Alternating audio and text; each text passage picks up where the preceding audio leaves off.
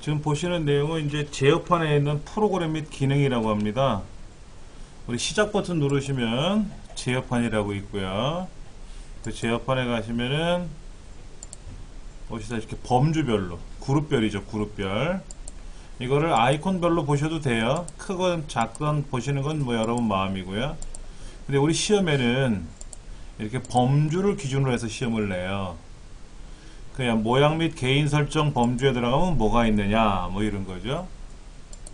그 다음에 네트워크 및 인터넷 범주에 들어가면 뭐가 있느냐, 그리고 시스템 및 보안에 가면은 어떤 범주가 있는지, 여기 범주들이 있죠. 그렇죠. 이렇게 이런 범주별로 보시는 건데,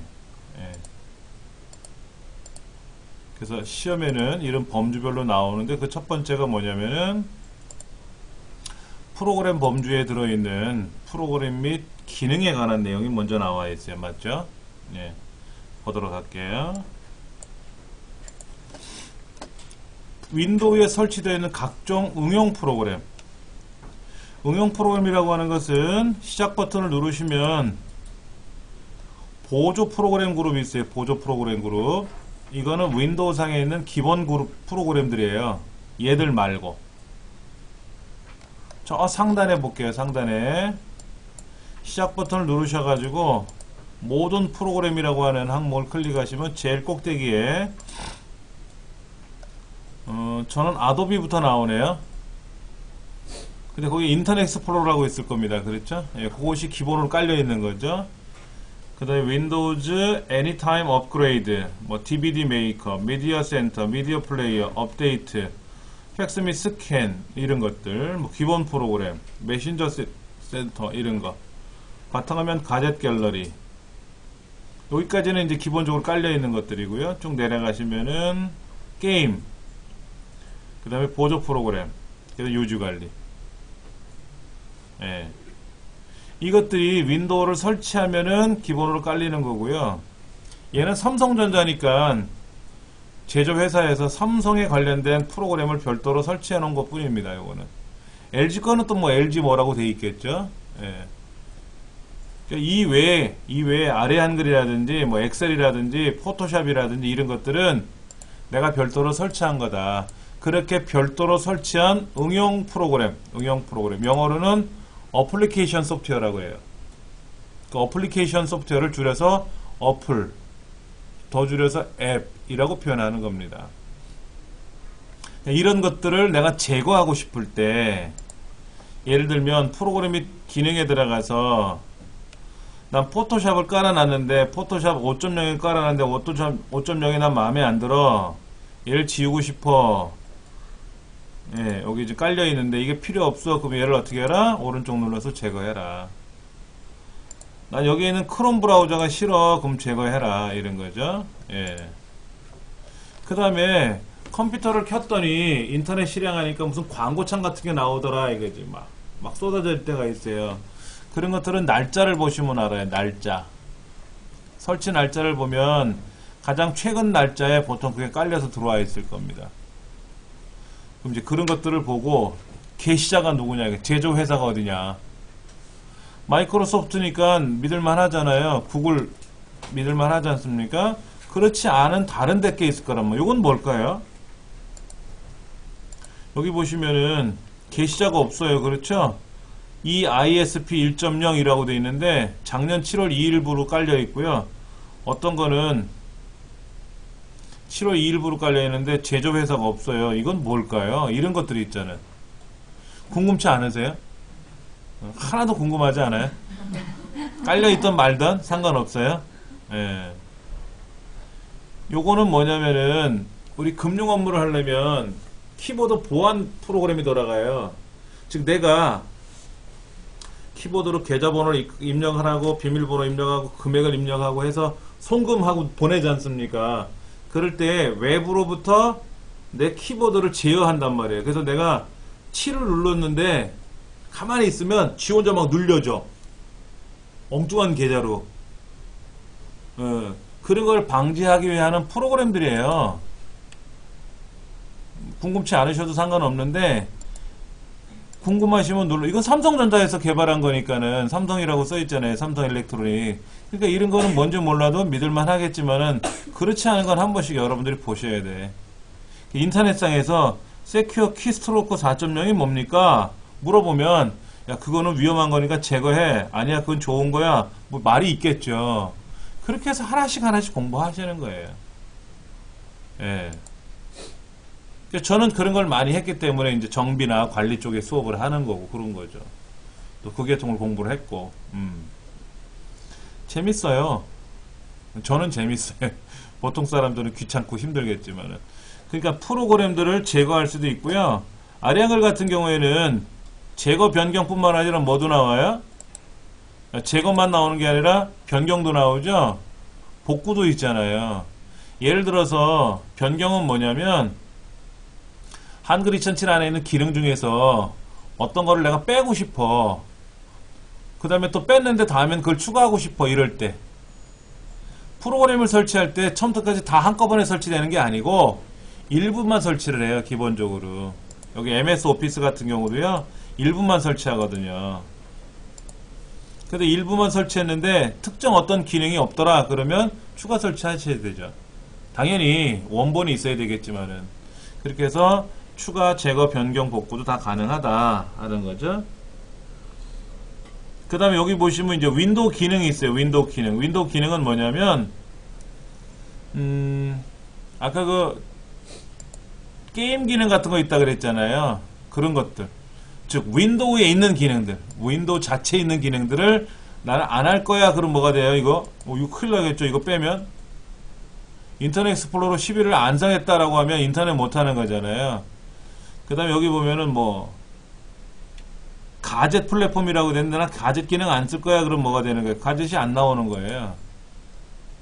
그 다음에 게임 기능 나는 안 할 거야. 그럼 어떻게 돼요? 게임 기능 이렇게 선택을 했는데 그렇게 되면 게임이 이제 설치가 되는 거고 다시 얘를 해제하고 확인 누르면 게임이 사라지는 거고 그런 거예요.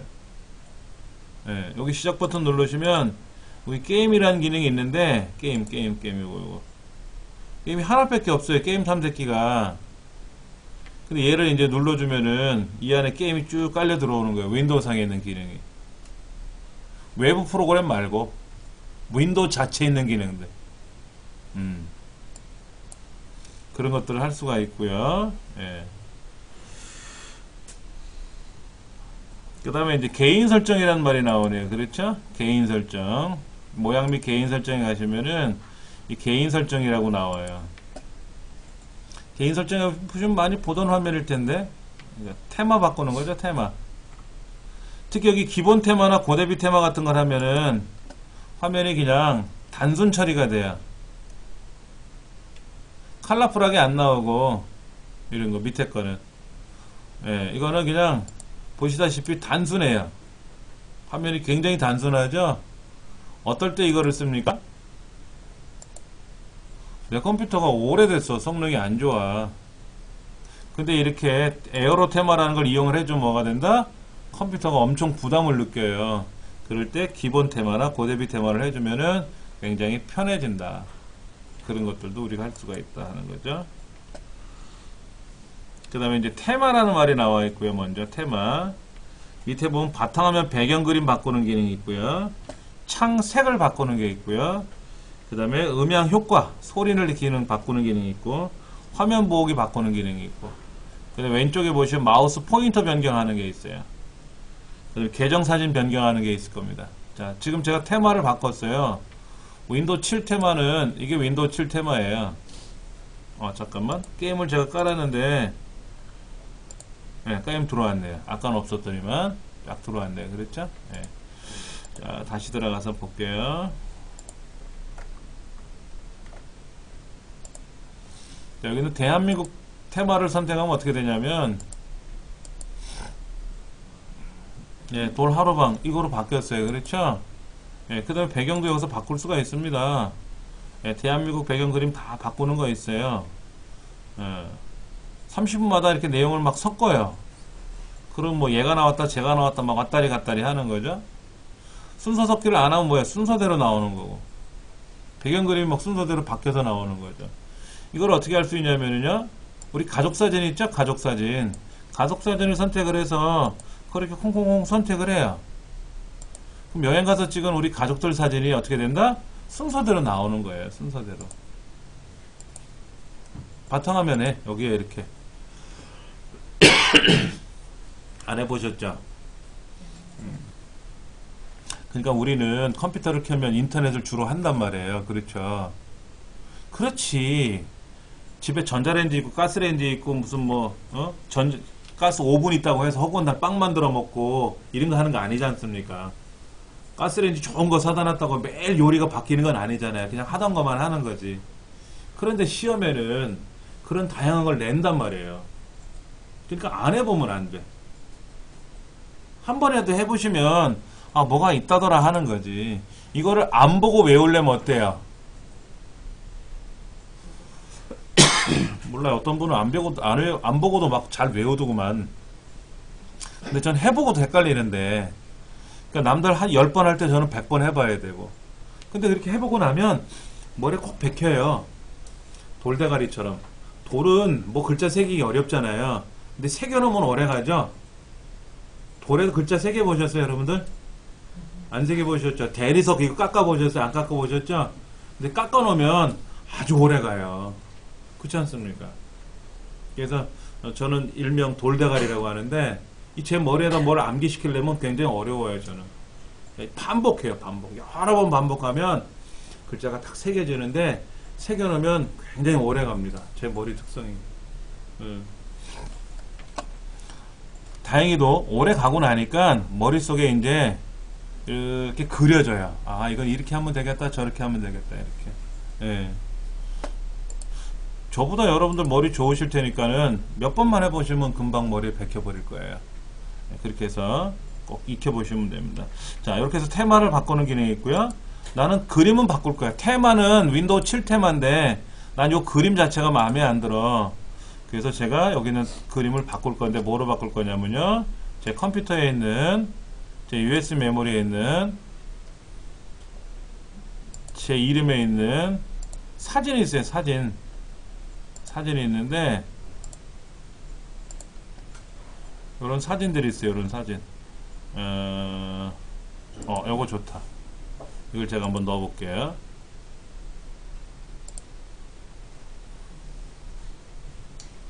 정신없죠? 네. 물음표야 물음표. 제가 어느 홈페이지 하나 만들었는데 초기 화면이 물음표야. 궁금하면 들어오세요 이거지. 이렇게 해서 물음표를 이렇게 만들어 놨어요. 아니나 다를까 다 난해한 표정을 짓고 계시죠.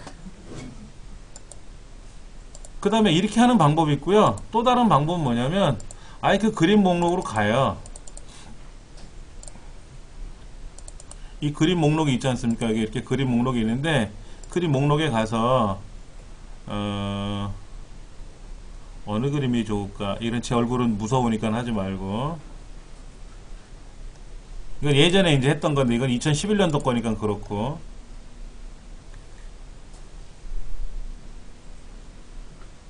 여기 있다 키보드 얘를 바탕화면 배경으로 설정해 버리면 바로 이렇게 더 단순해 그랬죠? 물음표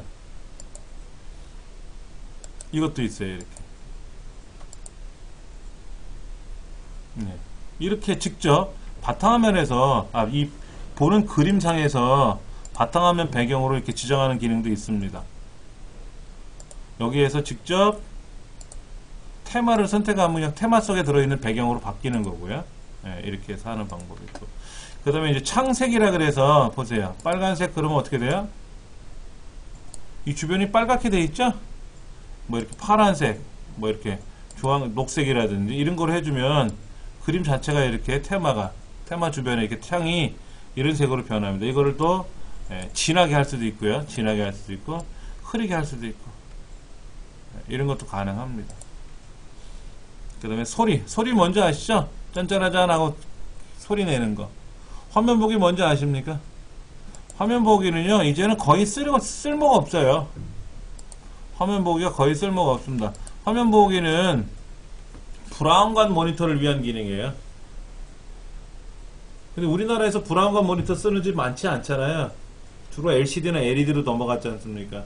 브라운관 모니터는 특성이 뒤에 전자총이라는 걸 이용해서 순간전압 22,000V로 전류를 쏘는 거거든요. 진공으로 되어 있는 튜브 안에다가 빛을 쏘는 거예요. 그런데 쏜 자리에다가 빨간색 자리에다가 빨간색을 또 쏘고 또 쏘고 계속 쏘면 빨간색으로 타요. 때리는데 또 때리면 아픈 것처럼, 더 아픈 것처럼.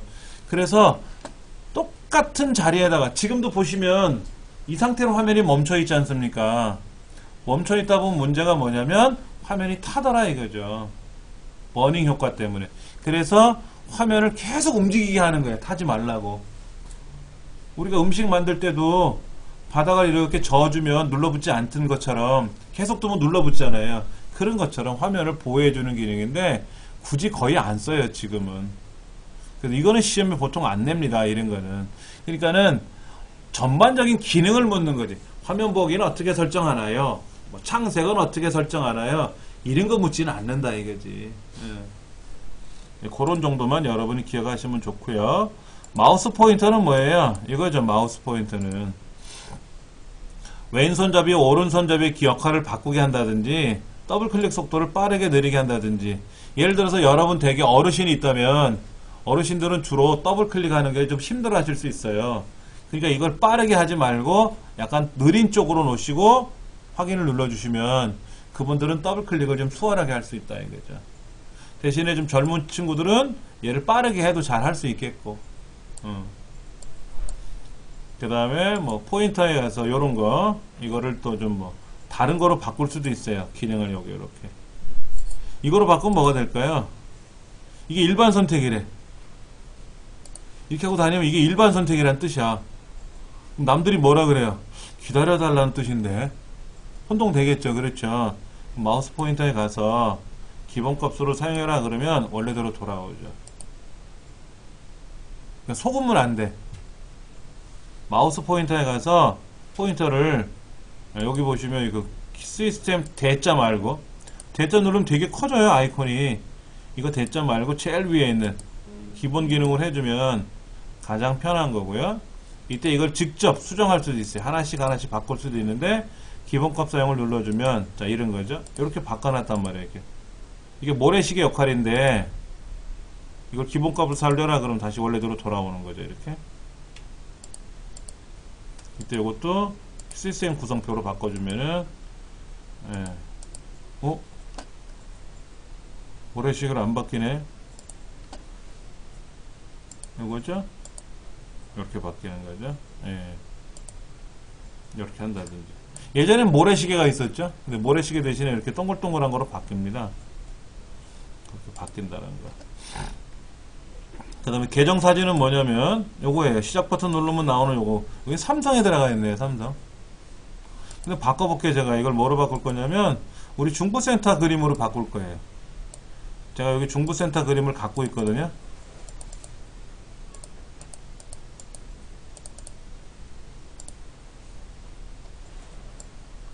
중부센터 그림이 어디냐면은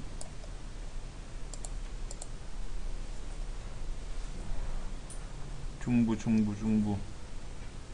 이건 서부고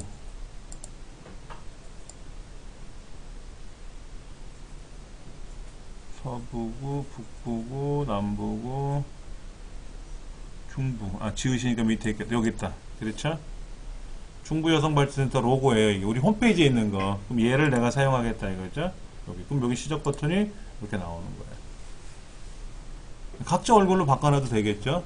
개인들 컴퓨터라면 이렇게 이제 해준다든지. 뭐 이런 기능이 있다더라 이거죠? 예. 프로그램 및 기능에 관한 내용을 잠깐 살펴봤고요. 그 다음에 이제 개인 설정까지도 살펴봤는데 교재 15페이지 보시면 이제 디스플레이라는 기능이 있어요. 디스플레이 한번 또 볼게요. 모양 및 개인 설정에 가보시면은 여기 디스플레이라고 있어요.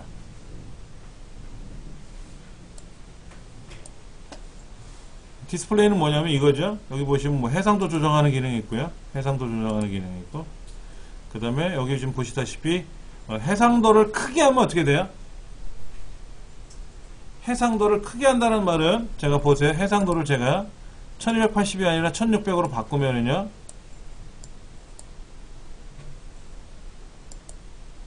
글자가 작아졌어요. 그렇죠? 글자가 작아졌어요. 해상도를 크게 하면 글자가 작아집니다. 그럼 이제 문제가 뭐냐면요.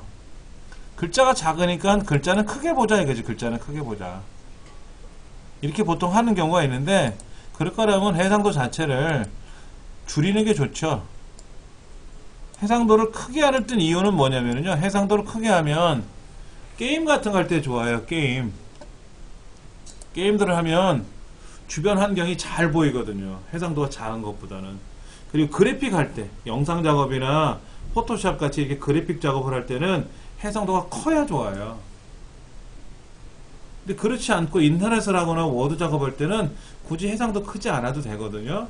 그래서 저도 일부러 1280에다 맞춰놓고 하는 겁니다. 여러분 보시기 수월하시라고. 그런데 이제 저도 집에서 그래픽을 할 때는 얘를 최대로 높이죠. 2560까지 높이거나 뭐 3800, 요즘 뭐 4000까지 나오는 모니터가 있잖아요. 그렇게 되면 글자는 깨알처럼 보이겠지만 작업하기는 좀 수월할 거다 이거죠. 그렇게 하는 기능이 있고, 그 다음에 뭐 여기 보시면 색 보정이라는 말이 나와 있죠. 색 보정.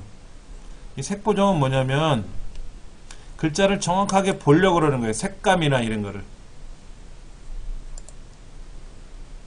제가 아까 그림 보여드린 거 있었죠? 그림 보여드린 거. 자, 여기 보시면 이 그림 한번 보여드릴게요. 이 일자, 숫자 1이라고 하는 게 무슨 색이에요? 노란색이죠?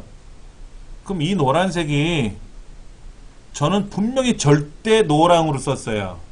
절대 노랑으로. 절대 노랑이라는 건 뭐냐면 그냥 내 눈에 노랗게 보이는 게 아니라 기계적으로 노란색을 만든 거예요. 예. 근데 실제로 얘가 노랗게 보이나요? 절대 노랑으로 보이는지 우리 눈도 모르죠? 제가 들고 있는 리모컨이 요거 리모컨 커버 색깔이 무슨 색입니까? 검정이죠? 이게 100% 검정입니까? 그러면 얘를 스마트폰이나 디카로 사진을 딱 찍으면 얘가 완전 검정으로 찍혀요? 그리고 프린터로 찍으면 인쇄를 하면 인쇄물에 검정 요거랑 똑같이 검정으로 찍힙니까? 이게 힘들잖아요. 그래서 최소한 화면상에서는 어떻게 검정인지 노랑인지 빨강인지는 봐야 될 거 아니냐 해서 이런 거를 조정해 보는 거예요. 이걸 가지고 이렇게 조정을 해서 보는 거예요. 밝기라든지 이런 거를. 근데 이게 어려워요, 솔직히. 그래픽 하시는 분이 아니라면 굳이 할 필요는 없고요. 그 다음에 전문적인 그래픽을 하시는 분들은 이거로 조정하는 게 아니라 캘리브레이터라는 기계를 통해서 화면 색깔을 캘리브레이션, 조정을 해줘야 됩니다. 그리고 프린터기, 인쇄기도 색감을 정확하게 나와야 되기 때문에 캘리브레이션을 해줘야 되는 것도 있고요. 그런데 이제 그런 것들을 간단하게 여기서 해주는 기능이 있다더라 하는 거. 그 다음에 디스플레이 설정 변경. 아까 보셨던 이제 뭐 해상도라든지 이런 거를 볼 수가 있고요. 자, 지금 보시면 모니터가 하나죠. 모니터 하나지 않습니까? 근데 빔도 나오잖아요. 빔 프로젝트도 나와 있잖아요. 여기 강사 컴퓨터 밑에 보시면은 분배기라는 장치가 있어요. 분배기. 그러면 제 PC에서 모니터로 나가는 화면을 모니터로 직접 출력한 게 아니라 분배기에다 넣어요. 분배기. 그럼 분배기가 얘는 1:3 분배기인데 3대까지 똑같은 화면을 내보내주는 거예요. 혹시 하이마트 가보셨죠? 하이마트에 가보시면 텔레비전 영상이, TV에 나오는 영상이 똑같은 게 여러 대 나오죠? 똑같이 틀은 게 아니잖아요. 텔레비전이 10대가 있으면 10대가 다 똑같은 영상이 나오거든. 그게 분배기를 하는 거예요, 분배기. 1:10 이런 분배기를 사서 VTR을 재생을 하면 그럼 VTR에 나오는 영상이 이제 각 텔레비전으로 출력을 하게끔, 똑같이 출력을 하게끔 해서 화면을, 영상을 출력해 주는 건데 얘는 그렇게 보이는 거고요. 저 건너편 강의실은 모니터를 2개를 출력을 해요. 직접 따로따로. 얘도 그 기능은 있습니다. 이 강의실 컴퓨터도 모니터 2대를 가지고 서로 다르게 보여줄 수 있고 똑같이 보이게 할 수도 있고 하는 기능은 있어요. 근데 여기는 이제 예전에 쓰던 장비니까 이 분배기를 쓰는 것 같아요. 이게 뭐 좋다 나쁘다를 떠나서. 그러니까는 그게 여기 있나요? 잠깐만요.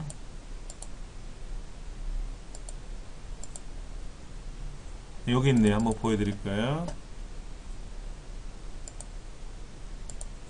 자, 컴퓨터 뒷면에 그림이 있어요. 이렇게 컴퓨터 뒷면 많이 보신 그림일 거예요. 그렇죠? 그럼 이제 이거를 제가 확대해서 보여드릴게요. 이 부분이에요. 이 부분. 여기에다가 모니터를 하나 연결하고 여기도 모니터를 연결해요. 그 모니터 하나 두 대가 나오는 거예요. 요 가운데 있는 동그란 거는 과거에 브라운관 TV를 모니터처럼 연결했을 때 쓰는 장치예요. 요거는 이제 디지털 방식이고 요건 아날로그 방식이라고 하는데 하나, 두 대. 여기 붙어 있어요. 우리 강의실 컴퓨터도 다 두 개는 붙어 있어요. 그래서 요렇게 한 거를 이제 직접 연결하면은 A 모니터, B 모니터. 그래서 모니터를 두 개를 연결해서 할 수 있는데 모니터가 두 대뿐만 아니라 10대까지 연결이 돼요. 10대까지. 우리 윈도우 상에서는. 그럼 다양하게 모니터를 연결해 쓸 수 있는 기능들이죠. 그런 것들도 할 수가 있다. 그 다음에 클리어 타입 텍스트 조정이라고 하는 건데, 자, 클릭을 읽어보시면 보세요. 어느 글자가 잘 보입니까? 클리어 타입을 사용하는 게 좋을까요? 안 하는 게 좋을까요? 얘를 선택을 하니까 글자가 깔끔하게 보이네요. 그렇죠? 여러분 모니터에서 해보시면 아실 거예요. 그러면 나는 클리어 타입을 사용 안 하는 것보다 사용하는 게 좋다 그러면 체크하고 다음 해상도를 변경할 건지 그냥 유지할 건지를 선택을 하고 그 다음에 얘가 좋을지 제가 좋을지 왼쪽에 좋을지 오른쪽에 좋을지를 보시면 왼쪽에 좋을 수도 있고 오른쪽에 좋을 수 있어요. 사람 눈마다 달라요. 내 눈이 나빠서 그럴 수도 있고 내 눈에 이상이 있을 수도 있고 꼭 A가 좋을지 B가 좋을지 이거는 절대적인 건 아니거든요. 그럼 선택을 하는 거예요. 그 다음에 어느 게 좋은지 보편적으로 얘가 좋다고 하는 건데 나는 얘 오른쪽 끝에 있는 게 좋아 그럼 얘를 선택하는 거고 그렇게 해서 다음 누르고 그래서 다음 누르고 이렇게 해서 골라서 색깔을 맞추면은 이 글자에 나오는 모든 글자들은 딱 그렇게 설정이 되는 거예요. 근데 이걸 우리 안 하거든요. 왜? 그냥 막 쓰는 거야. 막 쓰는 거야. 내 눈에 안 맞추고. 그런 것도 이제 보셔야 되고요. 그런 기능이 있다더라 하는 거. 페이지 넘기시면은 장치관리자라는 말이 나와요. 장치관리자. 시스템이 보안해 가도 시스템. 여기 시스템 있죠? 그렇죠? 여기도 장치관리자 있고요. 하드웨어 및 소리에 가도 여기도 장치관리자가 있고 장치관리자는 여기저기 있어요. 네, 시스템이 보안해 가도 장치관리자라는 게 있고요. 여기 있고 그 다음에 하드웨어 및 이런 거에 가서 장치관리자가 있고 이 장치관리에 가보시면 먼저 시스템부터 가볼까요? 시스템 시스템을 가보시면은 이 윈도우가 윈도우 7인지 윈도우 8인지 그렇게 보이죠. 그렇죠? 윈도우 7이고 그 다음에 이제 32비트 윈도우고 메모리는 8기가고 체험지수도 나와요. 체험지수 제가 말씀드렸었나요? 체험지수는 숫자 1.0서부터 시작해서 7.9까지 갑니다. 한번 눌러보실래요? 그 중에 제일 낮은 숫자를 기준으로 이 컴퓨터를 표현해요. 네 컴퓨터는 체험지수가 얼마니? 나 5.6인데? 그러면 5가지 내용 중에 5.6이라는 숫자가 제일 낮은 거다. 제일 낮은 거다. 그럼 나머지 숫자는 5.6보다 크거나 같을 거다 이거죠. 그런데 7.9가 제일 높아요. 7.9가 만점인데 이 컴퓨터는 CPU가 어떻게 해요? 7.5에 각 7.5래. 그러면 굉장히 높은 숫자죠. 그렇죠? 게임 그래픽 6.9래요. 제 컴퓨터가 7.8이에요. 게임 그래픽이. 그 다음에 프로세스나 메모리나 이런 거 7.5, 7.7. 그런데 하드디스크가 5.9예요. 하드디스크는 제일 좋아도 5.9입니다. 얘가 SSD라는 거, SSD, 솔리드 스테이트 디스크라고 하는 거 제가 말씀드렸어요. 플래시 메모리로 구성되어 있는 요즘 새로 나오는 보조기억 장치인데 그거를 사용하면은 7.9까지 올라가요. 그래서 요거 5가지 숫자를 가지고 네 컴퓨터가 좋네 나쁘네 뭐 이런 거를 평가하는 거지. 뭐 좋다 나쁘다를 떠나서 나는 저렴하게 샀어. 그럼 당연히 이 숫자가 낮겠고, 난 고가의 컴퓨터를 구매해서 이게 높겠고 그런 거죠. 난 게임을 위주로 하는 사람이야. 그럼 게임 그래픽이 높아야 되겠고, 난 게임만 안 하고 그냥 일반적인 문서 작성할 거야. 그러면 이 숫자가 낮아도 쓰는 거고. 그렇게. 그런 것들을 여기 지금 윈도우 시스템 장치에 가서 보여주고 있고요. 장치 관리자라는 항목이 저기 있네요. 따로요. 지금 자세히 보시면은 여기 어떤 것들은 이렇게 따로 그림이 보이죠? 이렇게요. 뭐 예약 작업이나 이런 거 그림이 보이죠? 예. 이건 뭘까요? 이런 장치 관리자 이거는? 요거는 뭘까? 이런 거. 이 앞에 무슨 방패 그림 같은 거 있잖아요. 그렇죠? 이게 무슨 의미인지는 모르겠네. 자, 장치 관리자에 가보니까 이렇게 돼 있어요. 여기는 DVD 장치가 이렇게 들어있고요. 뭐 네트워크 어댑터도 들어있고요. 디스크 드라이브도 들어있고요. 하드 디스크 1000메가짜리 1기가짜리가 있고요. 제 US 메모리 하나 들어있고요. 그래픽 장치 들어있고요. 모니터 연결되어 있고요. USB 장치도 되어 있고요. 그런 것들을 쭉 보여주는 겁니다. 그 중에 이제 프로세스에 가보면 프로세스에 가보시면은 인텔 코어 i5 4570이라는 CPU가 4개가 붙어 있는 것처럼 보일 겁니다. 쿼드 코어란 얘기죠. 쿼드 코어. 4세대 CPU, 4세대 CPU라고 불리우는 하스웰 CPU가 여기에 꽂혀 있다는 뜻이에요. 뭐 이거에 대한 세밀한 거는 시험에 안 나오기 때문에 하여튼 이런 게 있다더라 하는 거죠. 프로세스를 갔더니 어떤 사람이 이게 8개로 나와. 그럼 더 좋은 거죠. 4개보다는 2개보다는 4개가 좋은 거고 1개보다는 2개가 좋은 거고. 사운드 장치도 있어야 돼요. 사운드 장치. 짠짠하고 소리가 나야 될 거 아닙니까? 스피커를 꽂던 이어폰을 꽂던 소리가 나와야 될 거 아닙니까? 이런 사운드 장치가 있기 때문에 나온다는 거죠. 예. 그런 것들이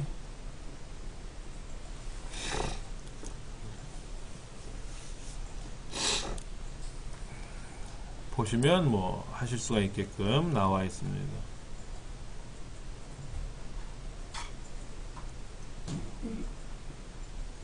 보시면 뭐 어렵지 않게끔 장치 관리자 거기 나와 있고요. 그 다음 이제 마우스 가볼까요? 마우스. 장치 및 하드웨어 및 소리에 가면 마우스가 있나요? 여기 마우스 있네요. 그렇죠? 마우스는 아까 잠깐 보셨죠? 마우스 포인터라든지 이런 거 바꾸는 거예요. 예, 그 다음에 이제 이거. 제가 컨트롤 키 누르면 마우스 포인터 자리가 어디 있는지 이렇게 동글동글하고 나타나죠? 요거 해제하면 안 나타나고 누르면 나타납니다. 그 다음에 어떤 글자를 입력을 할 때는 요 포인트가 사라져요.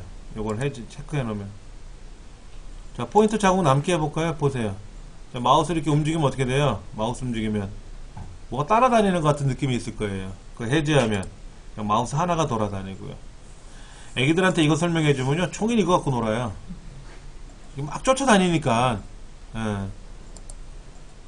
그 다음에 이제 휠은 뭐냐면 이제 마우스로 휠을 굴리면 어떻게 돼요? 이렇게 휠을 굴리면 위아래로 움직이지 않습니까? 이때 이거 움직이는 기능을 어떻게 움직일 거냐 하는 건데, 예를 들면 이런 거예요. 얘를 밑에다 체크하면 어떻게 돼요? 화면이 덜컹덜컹 해서 한 화면씩 움직이는 거고요. 위에 거를 선택하면 뭐예요? 3줄씩 움직이는 거고. 여기다 놓고 하면 어떻게 된다 이게? 휠을 굴리면 화면이 덜컹덜컹 움직인다 이거. 화면이 덜컹덜컹. 이게 나려면, 이게 나오면 이걸 쓰시는 거고, 주로 이제 어떻게 합니까? 드르르르 이렇게 줄이 움직여야 편할 수도 있겠죠. 그렇죠? 그때는 이렇게 하시면 되고. 뭐 그런 기능들이 이 안에 있다더라. 이거 보시면 좋겠고요. 그 다음에 접근성. 접근성은 몸이 불편하신 분들을 위한 기능입니다. 혹시 몸이 불편하신 분이 있으세요? 청각, 뭐 지각, 시각 이런 거에 대해서 불편하신 분들이 있을 수 있어요. 근데 이제 그런 거 있죠. 그 서울대학교의 지질학과 교수님인가 한 분이 해외에 이제 이렇게 지질 조사 나갔다가 차가 전복되는 바람에 온몸이 마비됐잖아요. 그 스티븐 호킹 박사처럼. 그분이 지금 서울대학교에서 교수로 재직하고 계세요. 온몸을 다 묶어놨어요. 못 움직이니까 이게 막 기울어질 수 있으니까. 근데 혓바닥으로 움직여요. 혓바닥으로. 그리고 뭐 눈동자로 이렇게 해서 이렇게 쳐다보고 꿈뻑거리면 글자가 찍히고 이런 식으로 그렇게 해서 글자를 쓴대요. 교환을 만들어서. 그러니까 1시간, 3시간 강의하기 위해선 꽤나 많은 시간을 투자를 해야 되겠죠. 그런 분들은 이 기능을 쓰면 안 되겠지. 이건 보편적인 기능이에요. 예를 들어서 내가 팔을 다쳤어. 오른팔 기부스로 해서 이걸 못 움직였고 맨팔로만 움직여야 되잖아요. 그럼 생각해 보세요, 여러분들. 컨트롤 알트 쉬프트를 컨트롤 쉬프트 ESC를 눌러야 되는데 이거는 붙어 있으니까 컨트롤 쉬프트 ESC를 누르면 되지만 컨트롤 알트 딜리트를 누르려면 어떻게 눌러요? 왼손만 가지고. 이게 쉽진 않죠. 되게 어려울 거란 말이에요. 그러면 이 책에 보면 뭐가 있냐면 컨트롤 키를 눌렀다 띄면 눌려져 있는 거예요. 쌍기역을 누르려면 쉬프트하고 기역 눌러야 되잖아요. 그럼 쉬프트 눌렀다 띄면 눌려져 있는 상태에서 기역을 누르는 거고. 아니 두 팔이 없다고 생각해 보세요. 두 팔을 다 다쳐가지고 키보드를 만질 수 없는 상황이 됐다고 생각해 보세요. 마우스도 못 만진다고 생각해 보세요. 어떻게 컴퓨터 작업하실 겁니까? 안 해요? 그러니까 안 하면 답답하지 않아요? 뭐라도 해야지. 예. 제가 작년에 두 눈을 다쳐가지고 눈을 싸매고 있었어요. 동공막이 찢어져가지고요. 눈동자 앞에 막이. 예. 감염된 거죠. 그러니까 눈병에 감염된 거예요. 다른 분한테 이렇게 통해가지고. 결막염 이런 거 있죠? 결막염에 이제 감염된 건데 그게 심해져가지고 동공막 이런 데가 이렇게 상해져갖고 찢겨 나갔어요. 그러니까는 눈을 떴다 감았다 할 수가 없으니까 눈을 압박봉대로 감게 묶어가지고 일주일 내내 있는 거예요. 아무것도 안 보이잖아요. 컴퓨터 못 하겠더라고, 진짜, 솔직히. 아무것도 안 보이는데 뭘 하겠습니까? 마우스가 어디 있는지, 키보드가 어딘지를 알아야 할 거 아닙니까? 근데 프로그램은 있어요, 그런 프로그램. 시각장애인들이 쓰는 프로그램은 저도 있는데, 안 써본 지 오래돼서 한번 돌려봤는데, 못 하겠더라고. 그냥 애 데리고 와서, 야, 이거 좀 찾아봐. 저거 좀 찾아봐. 뭐라고 나오니, 그게 빠를 것 같기도 하더라고. 일주일이니까. 한 달이 될지는 몰라도. 일주일이니까 낫더라고요. 이 두 눈의 소중함을 알게 됐는데 팔도 다치고 나면 어떻게 돼요? 되게 불편하잖아요. 근데 두 손 다 써보세요. 얼마나 행복한지. 이걸 보면 알아요. 여기를 보면. 오늘 우리 책에 있는 대로 한번 다시 살펴볼 거니까는요. 접근성은. 자, 그럼 책대로 한번 좀 볼게요. 아까 그 제어판 창색은 잠깐 살펴본 것 같고요. 화면 보기나 이런 건 제가 아까 말씀드렸죠? 자, 디스플레이는 뭐라 그랬죠? 아까 화면의 크기, 화면에 나오는 글자의 크기를 기본 작게 100%를 놓고 할 건지, 아니면 50%를 더 크게 해서 볼 건지, 뭐 해상도를 조정하는 거라든지, 모니터를 2개 이상 쓸 때 뭐 어쩌고 저쩌고 하는 기능이라든지, 색 보정하는 거 아까 있었죠? 예, 클리어 타입 텍스트 조정하는 것도 있었죠? 뭐 이런 거라든지.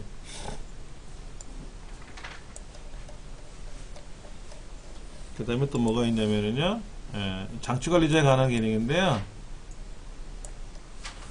윈도우즈 아까 버전, 윈도우 7인지, 윈도우 8인지, CPU는 어떤 CPU인지, 메모리는 몇 기가인지, 뭐 이런 것들, 컴퓨터 이름은 뭐고, 이런 것들을 이제 안에다 집어넣는 건데, 다시 보면은, 제어판에 가시면은, 그, 시스템 및 보안에 가서, 시스템, 이거 했었어요. 여기. 이 중에 또 뭐가 있냐면, 고급 시스템 설정 기능도 있고요. 이 고급 시스템 설정에 가면은 뭐 가상 메모리 설정하는 기능도 있습니다. 가상 메모리 설정하는 기능도 있어요. 자, 원격 기능이 있어요. 원격은 뭡니까? 서울에 있는 친구랑 부산에 있는 친구랑 컴퓨터를 연결시켜서 보는 거예요. 부산에 있는 친구가 전화가 왔어요. 야, 내 컴퓨터가 좀 이상이 있는데 네가 좀 봐줄래? 나 부산 못 내려가. 네가 컴퓨터를 택배로 보내. 이게 아니라 원격으로 가서 연결해라 이게 원격으로. 근데 이거 되게 불편해요. 힘들어요. 일단은 허용을 하겠다고 체크는 해놨으니까 남이 내 거를 볼 수는 있는데 이거를 내가 직접 연결하려면 되게 어렵고요. 삼성전자나 이런데 서비스센터에 가면은 원격 서비스센터라는 기능이 있어요. 그럼 거기서 터치를 하면 자동으로 원격이 연결되거든요. 그럼 삼성전자에서 제 컴퓨터를 가정에 있는 컴퓨터를 이제 원격으로 보는 겁니다. 그래서 뭐 제어판도 가보고 뭐도 가보고 프로그램 추가 제거 기능에서 아 여기 뭐 바이러스가 걸려있네, 악성 코드가 있네요, 이거 제거하고 나면 잘 돌아갈 겁니다 라고 도와준다든지 그런 기능입니다. 원격으로 해주는 기능이요. 시스템 보호 기능은 뭐냐면요, 우리가 컴퓨터에 문제가 생기면 컴퓨터를 복원하는 기능은 아시죠? 이전 상태로 되돌리는 기능이 있어요. 뒤에 가서 설명을 드리겠지만은 그 되돌리는 기능을 해주기 위해서는 반드시 얘를 뭐를 해라? 이렇게 설정을 해줘야 돼요. 이거를 해제를 하면은요, 이렇게 해제를 하면은 복원 기능이 없어져요. 근데 복원 기능을 안 하면은요, 컴퓨터는 빨라요. 복원 기능을 사용하지 않으면 컴퓨터가 무척 빨리 움직입니다. 그런데 혹시나 문제가 발생하면 어떻게 돼요? 꽝 되는 거지. 근데 복원 기능을 설정을 해놨기 때문에 문제가 되면은 이전 시점으로 되돌릴 수가 있어요. 이전 시점으로. 여기 보면 이전 시점이 있는데 제가 어제 컴퓨터를 뭘 하다가 뭘 잘못 건드렸는지 컴퓨터가 멍청하게 된 거예요. 어제.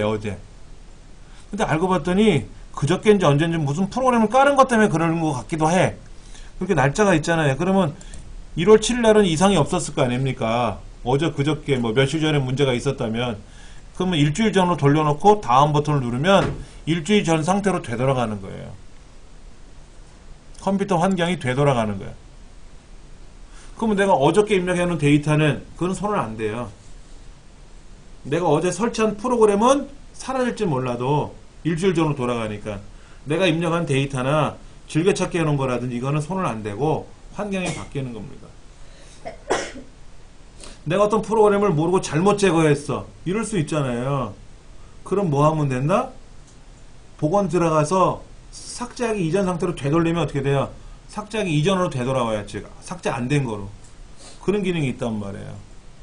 어떤 거를 설치했는데 설치한 것 때문에 문제가 생기면 그 프로그램을 제거한다고 해결되는 게 아니라 설치하기 이전 상태로 되돌아가야 돼요. 가장 좋은 거는. 내가 뛰어가다가 넘어져서 무릎에 깨졌어. 피가 난단 말이야. 그럼 치료하는 게 다가 아니잖아요. 넘어지기 전 상태로 돌아가는 게 가장 좋은 거잖아요. 근데 사람은 시간을 되돌릴 수 없지만 기계는 되돌릴 수가 있단 말이에요. 윈도우는. 그게 복원 기능이에요. 복원. 이런 복원 기능을 해주기 위해서는 시스템에 가서 시스템 보호 설정을 해줘야 된다라는 거. 근데 여기 시스템 보호도 있네요. 그렇죠? 뭐 원격 설정이라든지 이런 것들이 그 안에 있다더라. 장치 관리자도 있고. 그런 것들이 여기 보시면 있다더라 하는 거죠. 자, 그 다음에 또 뭐가 있나 좀 볼까요? 시스템 보호 원격이라든지. 자, 장치 관리자에 보면은 우리 컴퓨터는 지금 장치 관리자에 문제가 생긴 거는 없어요. 근데 만약에 문제가 생기면요, 어떤 일이 생기냐면은 이런 일이 생깁니다. 얘를 만약에 내가 안 쓰겠다라고 하면은 어디야? 사용하지 않겠다라고 하면은 몰라. 지금 마우스가 지금 USB로 연결되어 있는데 제가 이거를 사용 안 하겠다고 하면 어떻게 돼요? 마우스도 안 움직여지고 키보드도 안 움직여지겠지. 이 컴퓨터는 USB 방식으로 모든 게 움직이는데 제가 이거를 사용 안 하겠다라고 하면 컴퓨터는 올스톱이 돼버리겠죠? 이거는 함부로 못하겠고. 아, 사운드를 제가 사용 안 하겠다 그러면 어떻게 됩니까? 짠짜라는 소리는 안 나겠죠. 스피커를 켜놔도. 근데 녹음도 안 되겠죠. 그럼 제 목소리도 안 들어가겠지. 네, 그렇게 되면은 오류가 발생하면 요 앞에, 요 마크 앞에 요렇게 화살표가 발생한다든지 이건 사용하지 않겠다라는 거고요. 물음표가 나타나면 뭐다? 뭔지 몰라. 알 수 없는 거고, 아리송하다는 거고. 느낌표가 찍히면 뭐예요? 정상적으로 동작하지 않는 장치가 있다라는 거고. 그런데 우리 강의실 컴퓨터에는 그런 게 하나도 없죠? 그런 게 하나도 없어요, 지금. 예, 그게 없으면 이 컴퓨터는 뭐다? 완벽하게 뭐가 다 설치된 거예요, 기계적으로. 여러분 댁에 가서 한번 보세요. 장치관리사 가면 문제가 생긴 건 이렇게 쫙 펼쳐져 있습니다. 얘가 이렇게 오므라져야 되는데, 이렇게 쪼르륵 하얀색으로만 보여야 되는데, 뭐가 이렇게 펼쳐져 있으면 뭐다? 거기에 뭐가 문제가 있는 거고요. 기타 장치라고 말이 나오면 문제가 있는 거예요. 기타 장치는 뭐냐면 인식 못한 장치가 있다는 얘기입니다.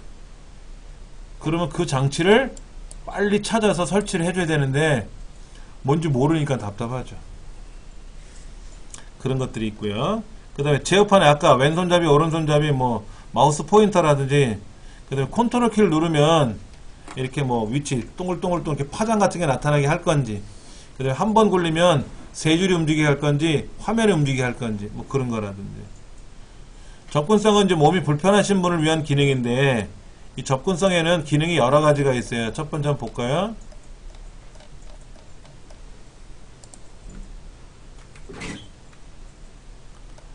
나레이터 켜기라는 게 있어요. 나레이터 켜기. 나레이는 뭐냐면 소리를 출력해 주는 거죠. 제가 메모장을 실행하면 메모장 이렇게 하고 실행을 했다는 소리가 들려야 되겠죠. 한글 2007을 실행하면 한글 2007이라고 나오고, 네, 그런 거. 그리고 화면에 있는 글자를 읽어주는 거야. 메모장에다가 누가 메모장으로 글을 보내왔단 말이야.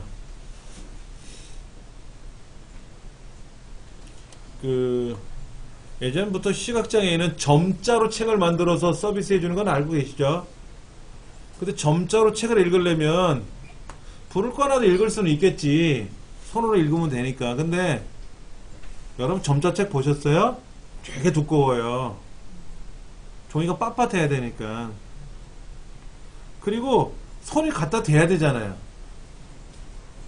그러니까 읽기가 불편할 수 있단 말이에요. 근데 요즘 어떻게 하냐면 파일로 줘요. 파일로. txt 파일로 줘요. 그럼 txt 파일을 열어. 여기 계산 메모장으로 열으면 거기 있는 글자가 이렇게 보일 거 아닙니까? 그럼 이거를 명령을 줘. 읽어라. 그러면 화면의 모든 텍스트를 나레이터가 소리내어 읽어줌. 비디오에서 발생하고 있는 상황을 이렇게 음성으로, 기계적인 음성으로 출력을 해주는 거예요. 근데 요거는 윈도우에 있는 기능은 영문은 잘 되는데 우리말은 좀 그런 것 같고, 전문 프로그램은 있어요. 시각장애인들이 쓰는 프로그램인데 뭐 남성 소리, 여성 소리 이렇게 소리를 선택을 해주면 남자 목소리보다 여자 목소리가 예쁘더라고. 그럼 음성으로 출력해줘요. 그러면 방에서 스피커 틀어놓고 소설을 읽어주면 이분은 다른 걸 하는 거야. 뜨개질을 해도 되고, 라디오 듣는 것처럼. 옛날엔 책을 읽으려면 손이 가서 움직여야 되는데 이제는 음성으로 출력해 주니까 어때요? 라디오 틀어놓은 것처럼 들으면서 뜨개질도 하고 다른 일도 하실 수가 있는 거죠. 그렇게 하는 기능이 있어요. 나레이터 켜기.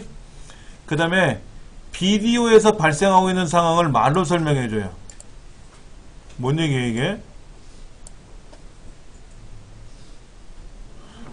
여러분 두 눈을 감고 영화 보신 적 있어요? 시각장애인도 영화 봅니다. 시각장애인도 영화를 봐요. 예를 들어 늑대와 춤을, 그 영화 아시죠? 예, 남북전쟁 한창 할 때 거기에 이제 한 군인이, 장교가 이제 전쟁에서 이기잖아요. 이기니까 이제 포상휴가처럼 해서 저기 어디 딴 동네로 이제 나 전출 가겠다라고 해서 갔더니 거기 이제 늑대하고 이렇게 뭐 인디안 마을하고 이렇게 해서 지내는 상황을 얘기하지 않습니까? 그거를 만약에 시각장애인이 영화로 본다고 생각해 보세요. 저쪽에 늑대 한 마리가 이렇게 왔다리 갔다리 하는데 우리는 눈에 보이니까 한대지만 시각장애인은 안 보이잖아요. 근데 이 시각장애인용 영화는요, 그걸 음성으로 표현해줘요. 주인공이 있고 저 언덕 뒤편에 늑대가 한 마리 어슬렁어슬렁 거리고 있다. 이런 식으로 음성으로 표현해줘요, 상황을. 그렇게 제작을 해요. 화면은 없죠. 시각장애인은 화면이 필요 없으니까 mp3로만 영화를 제작해주는데 효과음은 그대로 있고 상황을 말로 설명해주는 기능이 있다 이거지. 그러면 이제 비디오에 이제 그런 기능이 있으면 우리 그 자막 TV라는 거 있잖아. 그 뭐 이제 안 들리는 사람은 눈으로 봐야 될 거 아닙니까? 그래서 자막을 보잖아요. 이제 그런 것처럼 하는 기능이 있다더라 하는 거죠. 그 다음에 고대비. 고대비는 뭐냐면 색상에 불편하시면 생맹, 색약 이러신 분들, 뭐 정록, 생맹 이런 분들은 색깔 구별이 어렵다니까 정록하고 적색하고 녹색하고, 그러니까 이렇게 고대비를 설정해주면 우리 눈한테는 불편하지만 우리 눈에는 그네들 눈에는 편하게 볼 수도 있다더라 하는 거. 그 다음에 돋보기. 돋보기 기능도 있어요. 글자를 크게 확대하는 방법이 있고요.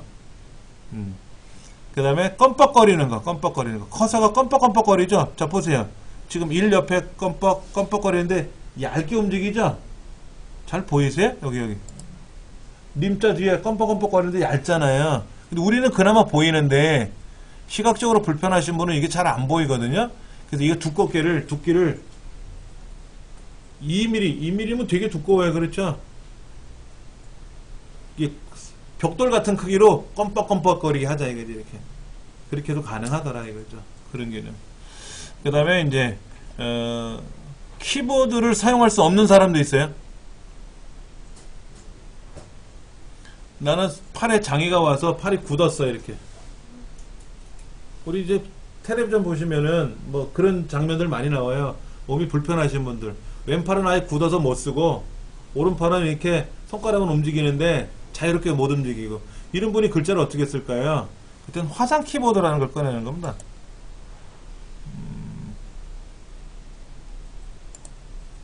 자, 접근성에 가면 화상 키보드라는 게 있어요. 화상 키보드를 꺼내면 보시면 뭐가 이렇게 딱 나타나죠? 그럼 얘를 가지고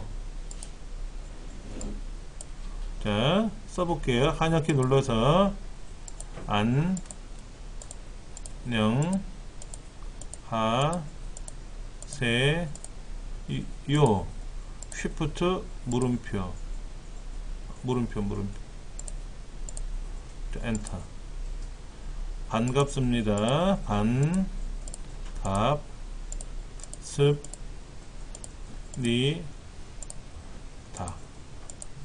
점 엔터. 자, 마우스만 갖고도 글자를 썼잖아요. 그렇죠?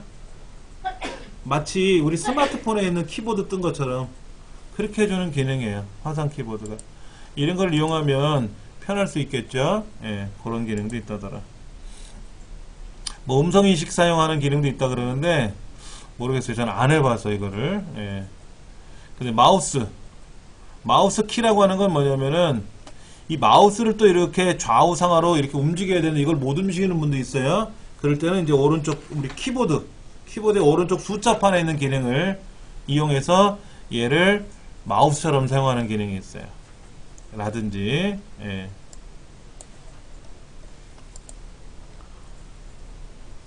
고정키라는 게 있어요. 고정키. 컨트롤 C 눌러야 되는데, 자 보시면 아까 여기에서 컨트롤하고 C 누르면 컨트롤 C가 되거든요. 자 컨트롤 키 누르면 눌려져 있어요. 화상 키보드는 그게 가능합니다. 쉬프트도 누르고 컨트롤 키 누르면 어떻게 돼요? 둘 다 눌린 거로 돼 있어요. Alt도 누르면 눌린 거로 돼 있단 말이에요. 다시 눌러야 해제가 되는 거죠. 이렇게. 근데 일반 키보드는 이렇게 안 되거든요. 그럴 때 뭐를 쓰는 거다? 여기는 고정키라는 걸 쓰는 거예요. 고정키. 그러면 컨트롤 키 눌렀다 띄면 눌린 거야. 그 C 누르면 컨트롤 C가 되는 거죠. 또 캐피탈 키나 누메릭 키를 누르면 불이 깜빡깜빡 들어오고 나가죠. 이거를 음성으로 출력해 주셔야겠지. 삑, 뽁, 삑, 뽁 이렇게. 켜지면 삑, 꺼지면 뽁. 소리가 작게끔. 예. 여기 토글 키라고 있나 볼까요?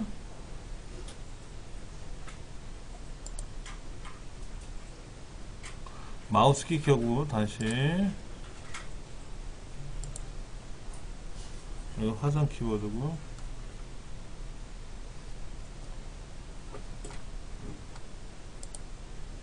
자 여기 보세요. 토글 키라는 걸 제가 선택을 할게요.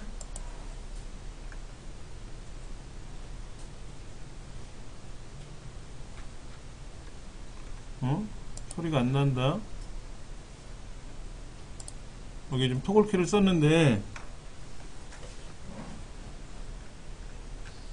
이건 스피커로 나는 소리가 아니고요. 소리 나세요?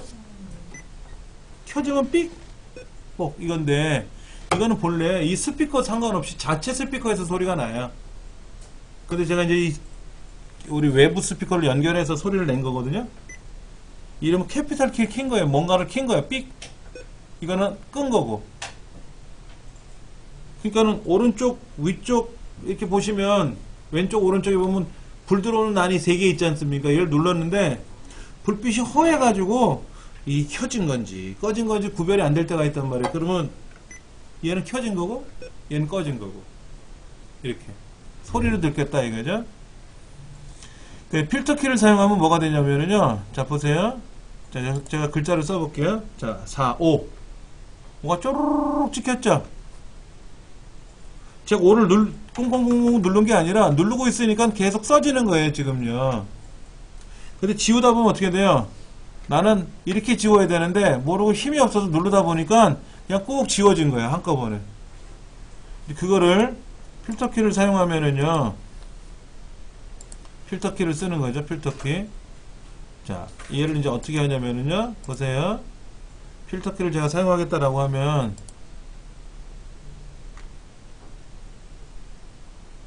칠자를 계속 누르고 있거든요. 8자를 눌렀어요. 누르고 있는데 계속 안 찍혀요. 자, 눌렀다 띄고 눌렀다 띄고 이렇게 누르고 있어야 돼.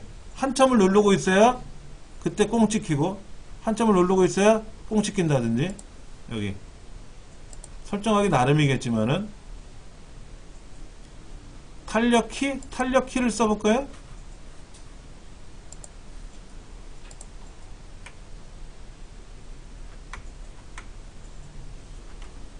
되게 불편하네. 글자를 누르면 써지는데 계속 누르고 있으면 어떻게 된다? 안 써져. 예. 뺄게요. 답답하네. 우리한테는 굉장히 답답하네. 그렇죠? 글자를 누르면 쭈르륵 찍혀야 되는데 안 찍히니까 우리한테는 불편하고, 몸이 불편하신 분들은 꼭 눌렀는데 여러 개가 찍혀버리면 낭패잖아요. 그렇죠? 그런 걸 방지하기 위해서 필터키를 쓴다. 이런 거죠. 토글키는 뭐냐면 아까 삑뻑 소리 나는 건데 이건 뺄 거고요. 그런 기능이 있다더라 하는 거 기억을 하시면 좋을 것 같습니다. 그 다음에 이제 키보드나 뭐 인터넷 옵션, 전원 옵션 뭐 이런 글꼴 설정에 관한 것들도 있다더라 하는 거 기억을 좀 하셔야 됩니다. 제가 좀 책에 있는 내용을 다 설명을 못 드린 것도 있는데요. 여러분들이 쭉 전반적으로 훑어보셔야 돼요. 직접 다 훑어보시고 해 주시기 바랍니다. 자, 그 다음 25쪽에 사용자 계정. 사용자 계정이라는 말은 뭘까요?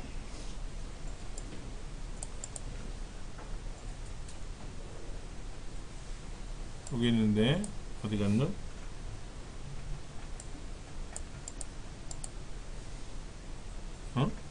여기 있다. 사용자 계정이라고 말하는 거는 시작 버튼 누르면 나오는 여기 지금 사용자 계정의 이름이잖아요. 그렇죠? 자, 여기 보면 로고 오프하는 것도 있어요. 로고 오프하는 거. 지화판에 가면 어디 있냐면은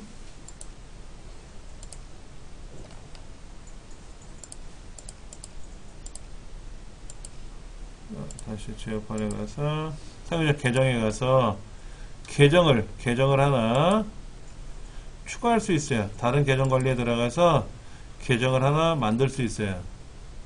요거는 주인 계정이에요, 지금. 근데 게스트 계정은 사용하지 않고 있다고 돼 있죠? 얘를 사용 안 하겠다고 그랬는데 얘를 누르면은 사용을 하겠다라고 하면 게스트 계정이라는 게 떠요. 자, 우리 애기가 있으니까 제가 애기를 비교해서 해볼게요. 자, 이게 엄마 계정이에요. 그렇죠? 엄마 컴퓨터야.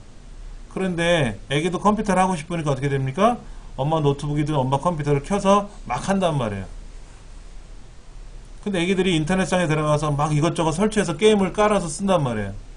그럼 안 되겠죠. 그때는 게스트 계정으로 들어가게끔 하는 거예요. 엄마는 당연히 패스워드 걸어놔야죠. 요거 게스트 계정을 사용하겠다라고 하면은 이제 애기는 컴퓨터가 딱 켜지면 엄마 계정 말고 게스트 계정 2개가 보이니까 엄마 거는 패스워드를 몰라서 못 들어가고 이 게스트 계정을 들어가는 거예요. 그러면 엄마가 설치해 놓은 프로그램만 쓰는 겁니다. 자기가 임의적으로 프로그램을 설치할 수가 없어요. 또 필요 없다고 해서 프로그램을 제거할 수도 없어요. 애기들이 있는 집은요, 컴퓨터를 엉망으로 만들어놔요. 하물며 고등학생인 우리 막내가 제가 태블릿을 줬더니 뭐를 좀 지가 해보겠다고 태블릿에서 지 계정을 다 세팅해놨어요. 엉망진창을 만들어놨어요. 이게 뭐냐 했더니 내가 해보고 싶어서 해봤어. 아주 자연스럽게 얘기를 합니다. 제가 설정해놓은 건 다 깨놨어요. 그렇다고 그걸 어떻게 할 수가 없잖아. 이렇게 그냥 매달아 놓을 수도 없는 거고. 그렇죠. 그렇다고 뭐 거기다가 야단을 치자니 참 뭐라고 해야 될지 난감하더라고. 진짜 새끼지만 옛날에는 감히 우리가 어른들 뭐를 함부로 못 만지는데 요즘 애들은 막 만져요. 특히 엄마는 제일 만만해. 애들이 엄마 건 다 건드려놔. 아빠 거는 안 건드려도. 근데 저희 집은 아빠 것도 건드리는데 그럴 때 이걸 넣는 거죠. 이거를.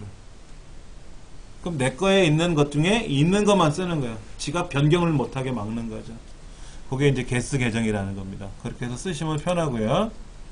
그러면 일반적인 계정은 뭐냐면 여기 새 계정 만들기를 누르면 이건 아빠 계정, 또 새로 만드는 건 엄마 계정, 뭐 누나 계정, 뭐 그 계정을 따로따로 만들 수가 있는데 이때 계정은 당연히 관리자 계정으로 만들지 표준 사용자 계정으로 만들지 해보는 거예요. 근데 관리자 계정은 아빠나 엄마나 쓰면 되고 표준 사용자 계정은 누가 한다? 이제 자녀들이 한다든지. 그럼 표준 사용자 계정은 있는 프로그램 그대로 쓰고 그리고 이 계정 사용자에 대한 환경은 자기가 바꿀 수가 있고 바탕화면을 바꾼다든지 뭐 이름을 바꾼다든지 뭐 아이콘을 바꾼다든지 이런 건 하지만 프로그램 제거는 못해요. 프로그램 설치는 못하고 관리자 계정으로 계정을 만들면 다 만들 수가 있어요. 근데 이제 문제는 뭐냐면 엄마 계정 만들고 아빠 계정을 따로 만들어 놨어요. 관리자 계정으로. 그러면 엄마가 설치하는 프로그램을 아빠가 제거할 수도 있어요. 둘 다 관리자니까. 근데 관리자 계정은 바탕화면이 서로 달라요. 엄마 계정으로 로그인하는 거하고 아빠 계정으로 로그인하는 거는 바탕화면도 다르고 즐겨찾기도 다르고 내문서 환경도 다르고 다 다르게 할 수가 있는 거예요. 그래서 우리 강의실에서 수업을 할 때 사실은 우리 커말 자격증 수업을 하는데 다른 반이 똑같은 계정에 들어오잖아요. 그러면 내 환경이 바뀔 수도 있단 말이야. 기분이 안 좋거든. 그럴 때는 새 계정을 만드는 거예요. 커말 반 해갖고 따로 만들어서 패스워드를 걸어놓고 쓴다든지. 근데 패스워드를 걸어놓으면 다른 사람이 또 못 앉잖아. 근데 문제는 새 계정을 만들면 좋은데 어떻게 하는지 아세요? 이 계정을 눌러가지고요. 이 계정을 만들어서 패스워드를 만들어 버려요. 계정을 추가한 게 아니라 있는 계정을 패스워드를 걸어놨어. 그 컴퓨터에는 계정이 하나밖에 없는데 패스워드를 모르는 거야. 그래서 누가 앉았는지도 몰라. 오늘 수업을 해야 되는데 그 사람은 내일 모레 온단 말이야. 그 컴퓨터를 못 만지는 거죠. 예전에 이런 것 때문에 수업 시간에 싸웠어요. A반, B반, C반 선생님끼리 막 싸웠어. 왜 그런 걸 설명을 해가지고 화면에 엉망을 만들어놨냐. 똑바로 안 가르치고. 난 똑바로 가르쳤는데 학생이 못했다. 그럼 가르치지 마라. 서로만. 그래가지고 막 대판 싸워가지고 강사들끼리 서로 이제 얼굴 보면 이제 막 납불 켜고 이렇게 그런 문제가 한동안 있었어요. 부끄러운 현실이었는데 그게 서로 잘 가르치려고 하다 보니까는 이런 문제가 생긴 거죠. 지금은 그러지는 않습니다. 예. 우리 커말반 아니면 이 계정에 관한 설명을 하는 사람도 없고요. 이걸 할 필요가 없잖아요. 그렇죠? 예. 커말반이 아니면 사용자 계정 들어갈 일이 없다고. 일반 사용자들도 사용자 계정을 잘 몰라요. 모르는 게 약입니다. 우리는 아는 게 힘이지만 자격증 반은 아는 게 힘이지만 다른 반은 모르는 게 상책이거든요. 그래서 우리 가르치지 말자 이렇게 합의를 봤어요. 한동안. 우리는 뭐 알아야 되니까 공부하는 것 뿐이고요. 자, 계정은 사용자 계정, 그 다음에 관리자 계정, 표준 사용자 계정, 관리자 계정, 손님 계정 이렇게 세 가지가 있다더라. 각각의 계정의 특성은 뭐냐? 이게 시험에 나옵니다. 예. 다음 시간에 이제 프린터에 관한 내용을 할 겁니다. 프린터. 쉬는 시간 좀 갖고 나서요. 이어서 또 하도록 할게요.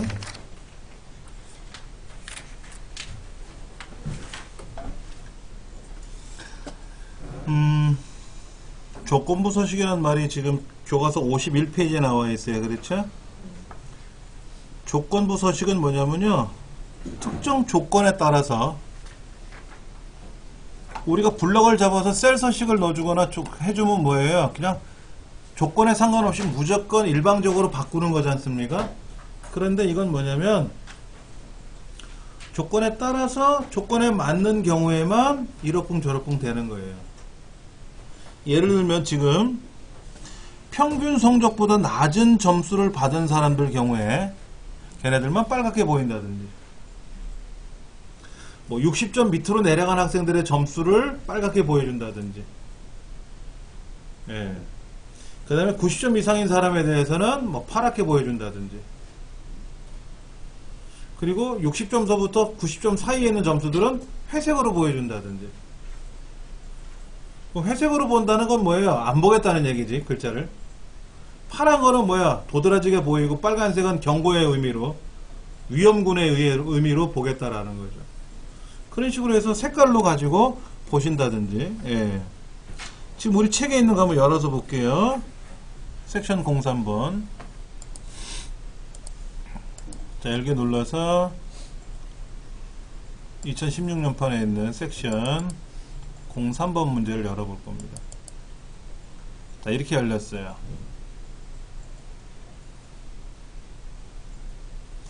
지금 계획 수량을 한번 볼까요? 계획 수량.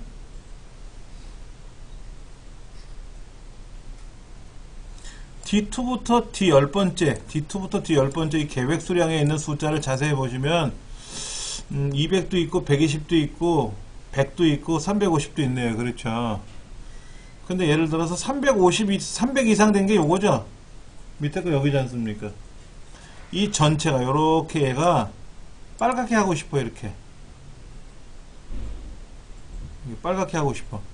그런데 내가 인위적으로 그냥 빨갛게 칠한 거잖아요. 노란 테두리를 집어넣어. 이거는 인위적으로 내가 넣은 건데, 만약에 얘가 350이 아니라 100으로 바뀌면 얘는 그때 가서 또 지워야 돼. 색깔을 또 채우기 없음하고 색깔은 자동으로 또 이렇게 끄면 돌아가야 되는데, 이렇게 일일이 하려니까 힘든 거라.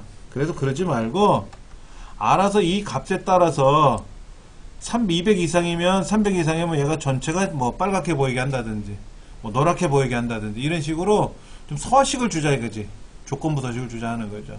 자, 문제 뭐라고 써있냐면 D 두 번째부터 D 10번째 사이의 값이 250 이상인 숫자가 들어있다면 그 줄 전체가, 행 전체가 밑줄로 들어가 밑줄을 치고 굵게 나오게 하래요. 그 다음에 150 안 되는 숫자가 나오면 150 안 되는 데가 지금 120도 있고 100도 있잖아요. 얘들은 그 줄 전체가 빨갛고 기울어지게끔 만들어라는 거죠. 그러면 이제 문제가 어떻게 되냐면은 어느 셀의 조건에 따라서 하는 거죠. 근데 행 전체가 라고 나오면 블럭을 다 잡으세요. 첫 번째 줄은 잡는 거 아닙니다. A의 두 번째부터 다 잡으세요.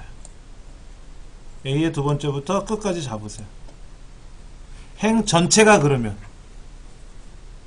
만약에 D 두 번째부터 D 10번째 사이에 있는 값에 따라서 그 해당되는 셀에 대해서만 조건부 서식을 적용하세요. 그럼 거기만 잡으면 돼.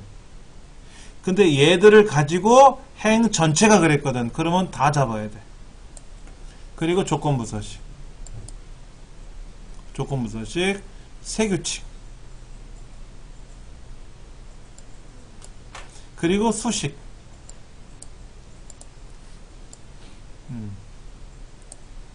어떻게 했다고요?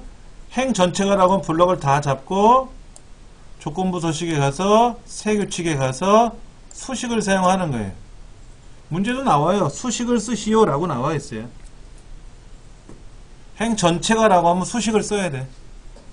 그리고 수식란에다가 뭐라고 쓰느냐가 중요한 거죠. 수식란에다가. 예, 한번 쓸게요.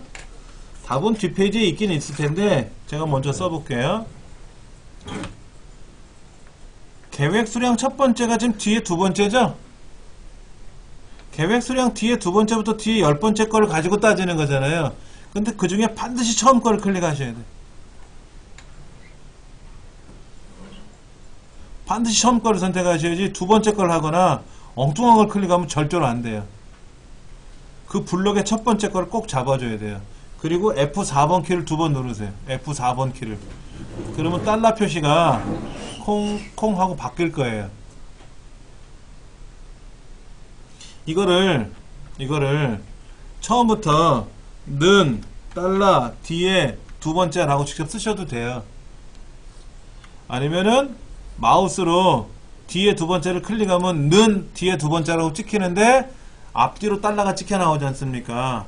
이거를 마우스로 요 뒤에 있는 달러는 지워야 되는데, 이렇게 지워야 되는데, 이 지우기가 힘드시면 F4번 키를 누를 때마다 달러의 위치가 막 바뀌어요.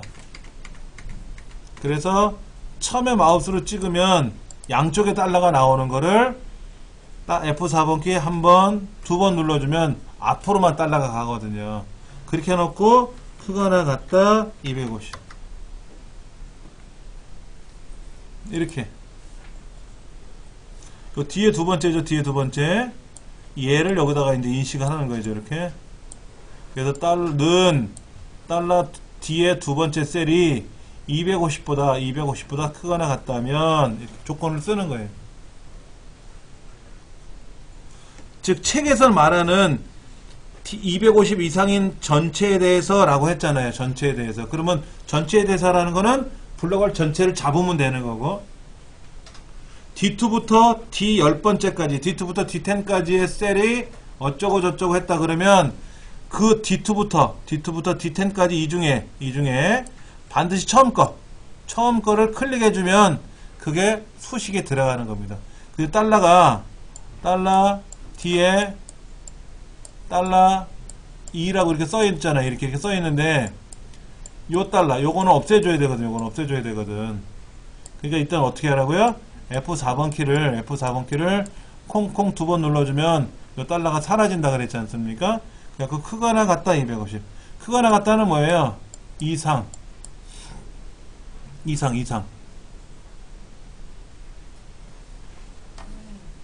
그래서 250이라고 쓰면 되고요. 이제 서식에 가서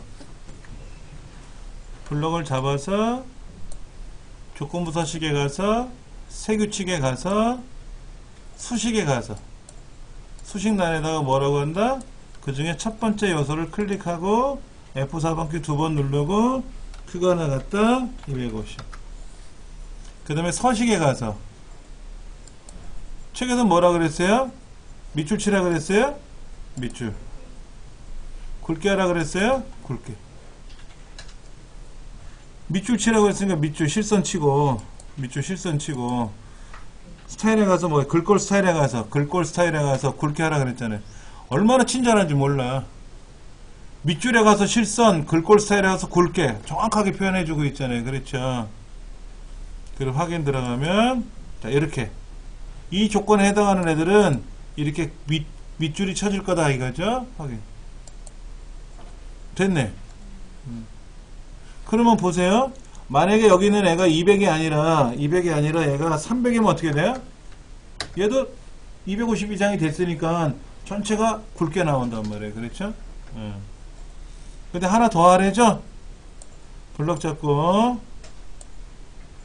조건부 서식, 세규칙, 수식에 가서 하나 더 하래. 이번엔 뭐냐면은 150 미만이면 그랬어요. 150 미만. 그러니까 첫 번째 요소죠. 계획 수량 첫 번째 거를 클릭하고 F4번 키 두 번 누르고 작다 150. 그 다음에 서식에 가서는 색깔을 표준에 가서 빨강. 그리고 기울임.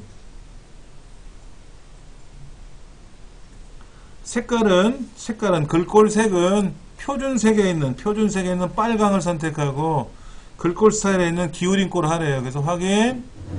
그러면 나오는 거죠.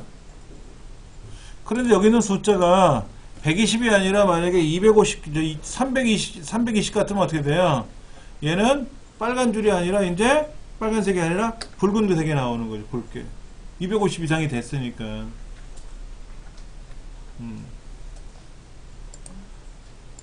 자, 엑셀에서는 어떻게 표현하냐면 크거나 같다 이렇게 표현되고요. 우리 문제에서는 뭐라고 표현하냐면 문제지에서는 여기 이상이라고 나와요. 이상. 이게 뭐냐면 사실은 이거예요. 기호는 어떻게 쓰냐면 이렇게 쓰는 거예요. 이렇게. 자, 이거는 뭐냐면 작거나 같다라고 하고요. 이거는 이하라 그러죠. 이거는 크다라고 표현하고 이거는 초과라고 하고 얘는 작다라고 하고 얘는 미만이라 그러죠. 얘는 같다라고 하죠. 얘는 같다라고 하고 이거는 뭐죠? 다르다라고 합니다.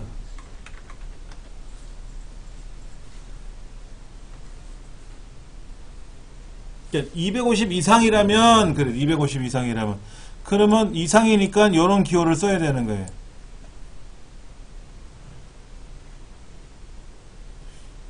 크거나 같다, 작거나 같다 이런 식으로 기호를 쓰는 거고 문제지에서는 뭐 150보다 크다면 하고 나올 수도 있지만 150 초과인 경우라면 이렇게 나오기도 하고 150 미만인 경우에는 이렇게 나와요. 근데 이거를 이 엑셀 화면에서는 뭐라고 하냐면요. 보세요. 여기에 세 규칙에 가서 뭐 요런 거 있어요. 요런 걸 보시면은 여기 가서 이렇게 기호를 쓰기도 해요. 기호를 쓰기도 하는데 어떨 때는 얘가 그리고 우리 저거 해본 적이 있잖아요. 그 필터 해본 적이 있죠? 필터에 가서 뭐라 그래요? 이렇게 보다 크다, 크거나 같다, 작다, 작거나 같다 이런 식으로 나오잖아요. 같지 않음 이렇게 나오잖아요. 그렇죠? 요런 기호가 말하고 기호하고 요거 같지 않다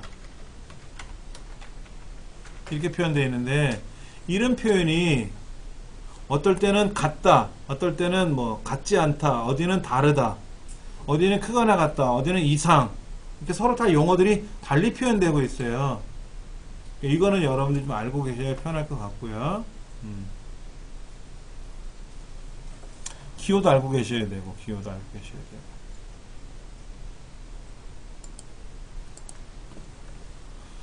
자, 그 다음 근데 지금 문제는요 사실은 쉬워요. 이 문제는 쉬운 거예요. 좀 어렵게 내면은 어떻게 하냐면요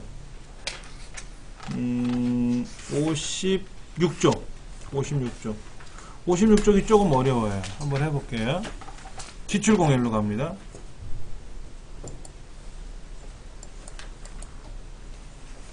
지금 보시면 류민 순서부터 저기 실적 점수까지 다 들어가 있어요. 그렇죠? 문제를 읽어볼게요. 입사일이 10월이면 행 전체를 그랬잖아요. 옳다거나 블럭 다 잡아야 되겠죠? A 5번째부터 저 끝에까지 다 잡아야 돼. 왜? 행 전체를 그랬으니까.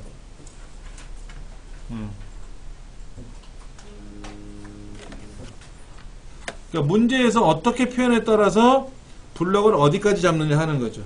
블럭 어디까지 잡는 거. 자, 그 다음 거 볼게요.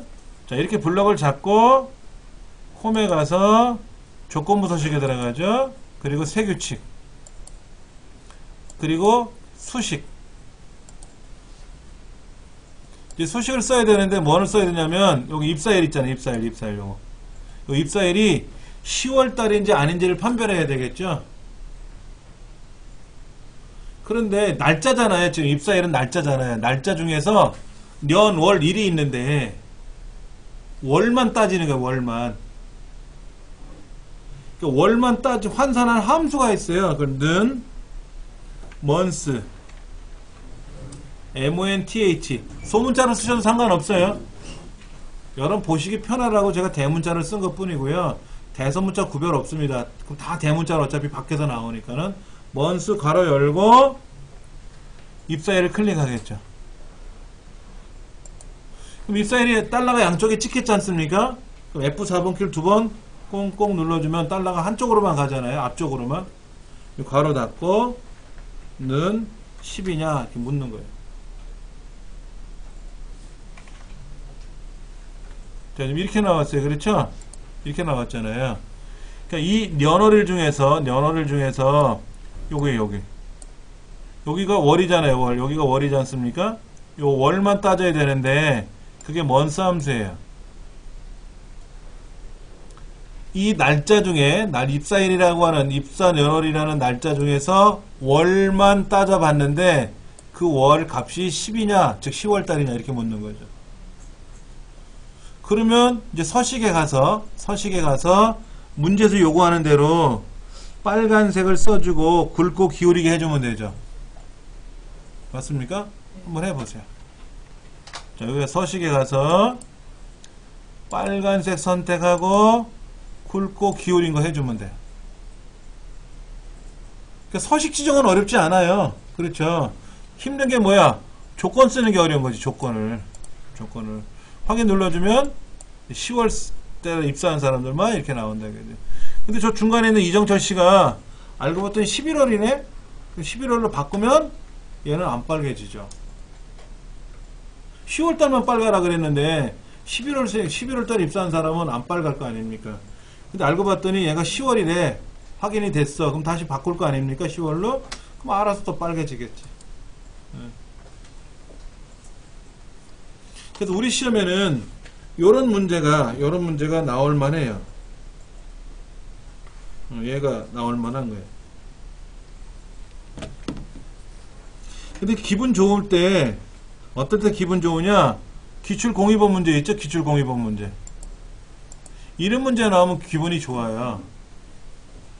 얘는 쉽거든. 뭐라고 된다 보세요. C 5번째부터 G 12번째까지. 즉 1학년, 2학년, 3학년 태도 적성에 관한 각각의 개인별 점수들이 나왔단 말이에요. 그렇죠? 그래서 각 셀에 대해서 그랬잖아. 그럼 거기만 블럭 잡으면 돼.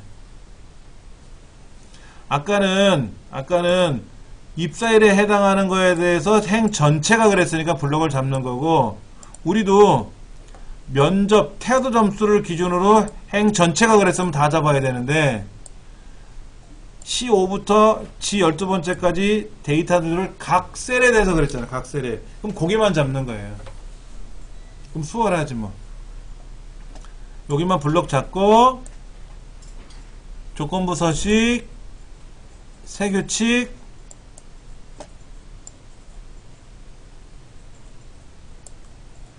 수식은 아니고요. 뭐라고 되어 있어요? 다음을 포함하는 셀만 서식 지정이라고 하래요. 문제지 써있잖아.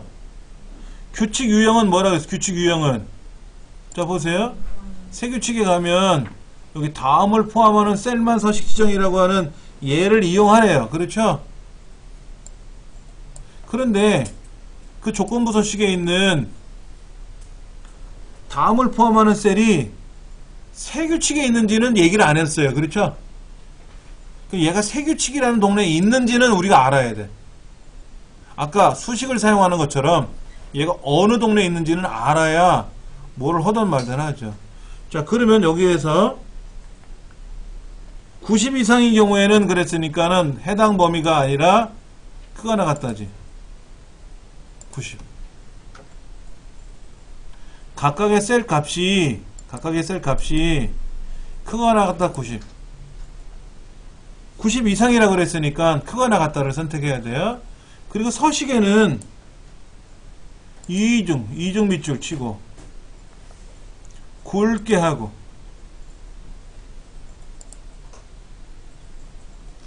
자 90 이상의 경우에는 두 줄을 밑줄을 치고 굵게 표현하는 거예요. 그래서 확인. 그래서 하나 만들고 또 조건부 서식에 가서 세규칙에 가서 다음을 포함하는 거에 가가지고 이번에는 80보다 작은 거죠. 미만이니까. 80 미만인 경우에서는 어떻게 하래요? 기울이고 빨간색. 서식에 가서 기울이고 빨간색. 기울이고 빨간색. 이런 거를 두 번을 써주는 거, 두 번. 90 이상일 때 한번 써주고 80 미만일 때 써주고 이렇게. 자동 필터는 원하는 조건을 선택을 해서 조건을 만드는 거예요. 그렇죠? 그래서 걸러내는 건데 자동 필터에서 해결되지 않는 문제가 있어요. 좀 전에 문제에서 우리가 했던 게 뭐냐면 근속기간이 15년 이상이고 그 다음에 퇴직금이 5만원 이하인 경우만 걸렀잖아요. 그렇죠? 근데 이 두 가지 조건이 어떻게 했어요? 이 두 가지 조건이 모두 만족하는 경우에만 적용이 된 거예요. 무슨 문제냐면 근속기간이 15년 이상이거나 퇴직금이 5만원 이하인 경우는 해결할 수가 없다 이거예요. 15년 이상이고 5천원 이하인 경우 5만원 이하인 경우만 찾은 거죠. 그러니까 A 조건이면서 B 조건인 경우에만 적용하는 거예요. 근데 만약에 A 조건이거나 B 조건인 경우에는 적용할 수 없다 이거죠. 자동 필터의 단점이 그거예요. 영업부이면서 과장은 찾을 수 있지만 영업부이거나 과장이거나 이거는 못 찾는다고. 이해를 하시겠어요? 내가 원하는 조건은 영업부에도 되고 과장에도 돼. 근데 그건 안 된다고. 영업부이면서 과장은 되지만 자동 필터는. 그러면 이러한 오화 조건이라고, 이거는 이제 AND라고 하고요. 이거는 이제 AND 조건이라고 하죠. 이거는 AND 조건이라고 하는 건데 이거는 이제 오화 조건이고요. 그렇죠? 오화 조건인데 AND 조건은 적용이 되지만 오화 조건은 적용할 수가 없는 거죠. 이런 건 어떻게 한다? 고급 필터에서 하는 거예요. 고급 필터. 우리 시험에는 자동 필터는 안 나와요. 자동 필터는 안 나와요. 너무 쉬워서. 너무 쉬워서 안 나오고 고급 필터가 나옵니다. 또 이런 경우도 있어요. 그럼 오화 조건만 무조건 안 되느냐 그런 게 아니라 예를 들어 퇴직금이 이거 다시 다 지우기. 여기 무작정 따라하기 2로 가보세요. 무작정 따라하기 2번. 무작정 따라하기는 이제 자동 필터로 하는 거고 무작정 따라하기 2번은 고급 필터를 쓰는데 예를 들어서 근속기간이 평균치 이상인 것만 찾아봐라 이럴 수 있죠. 평균치 이상인 거. 평균이 얼마야? 퇴직금이 평균치 이하인 사람만 걸러내라 이럴 수 있어요. 그럼 퇴직금이 얼마인지 모르잖아요. 퇴직금 평균이 밑에 46,000 얼마인데 내가 46,000이라는 걸 알면 46,000원보다 크거나 같은 걸 찾으시오 이러면 되는데 아까 5만원 이상인 거 찾아라 5만원 이하인 거 찾아라 하는 것처럼 근데 평균치가 얼마인지를 우리가 직접 계산을 해봐야 되지 않습니까? 그러니까 함수를 쓰는 경우에는 자동 필터는 안 돼요. AND든 OR든 떠나서 가장 퇴직금 많이 받는 사람 3사람만 출력해라 이런 건 안 된다고. 자동 필터에서는. 그런 내가 원하는 조건을 다 적용하려면 그때는 어떤 거? 고급 필터를 쓰는 거예요. 근데 고급 필터를 쓰기 전에 주의할 게 뭐냐면 어딘가에 조건을 만들어야 돼요. 조건을 만들어야 돼요. 만들지 않으면 해결이 안 되는 거죠. 한번 해볼게요. 요거도 한번 조건을 만들어 볼게요. 자, 문제집 뭐라고 써있냐면은 A16 여기다가 근속기간이 15년 이상이라 그랬어요? 15년 이상이고 퇴직금이 작거나 같다 5만원 이거죠. 이렇게 조건을 쓰라는 거죠. 이렇게 A의 16번째 셀서부터 H의 19번째 셀 이 안에다가 이렇게 조건을 만들어 넣으래요. 만들어 넣으라는 거예요. 아까 자동 필터는 이 안에다 클릭을 해가지고 필터를 클릭해가지고 15년 이상인 것만 걸러내고 5만원 이하인 거를 걸러냈지 않습니까? 이렇게 걸러내는 건데 고급 필터는 뭐냐면 일단은 조건을 어딘가에 써놔야 돼요. 근데 잘 보세요. 이 조건하고 이 조건하고 약간 차이가 나는 게 뭐냐면 이렇게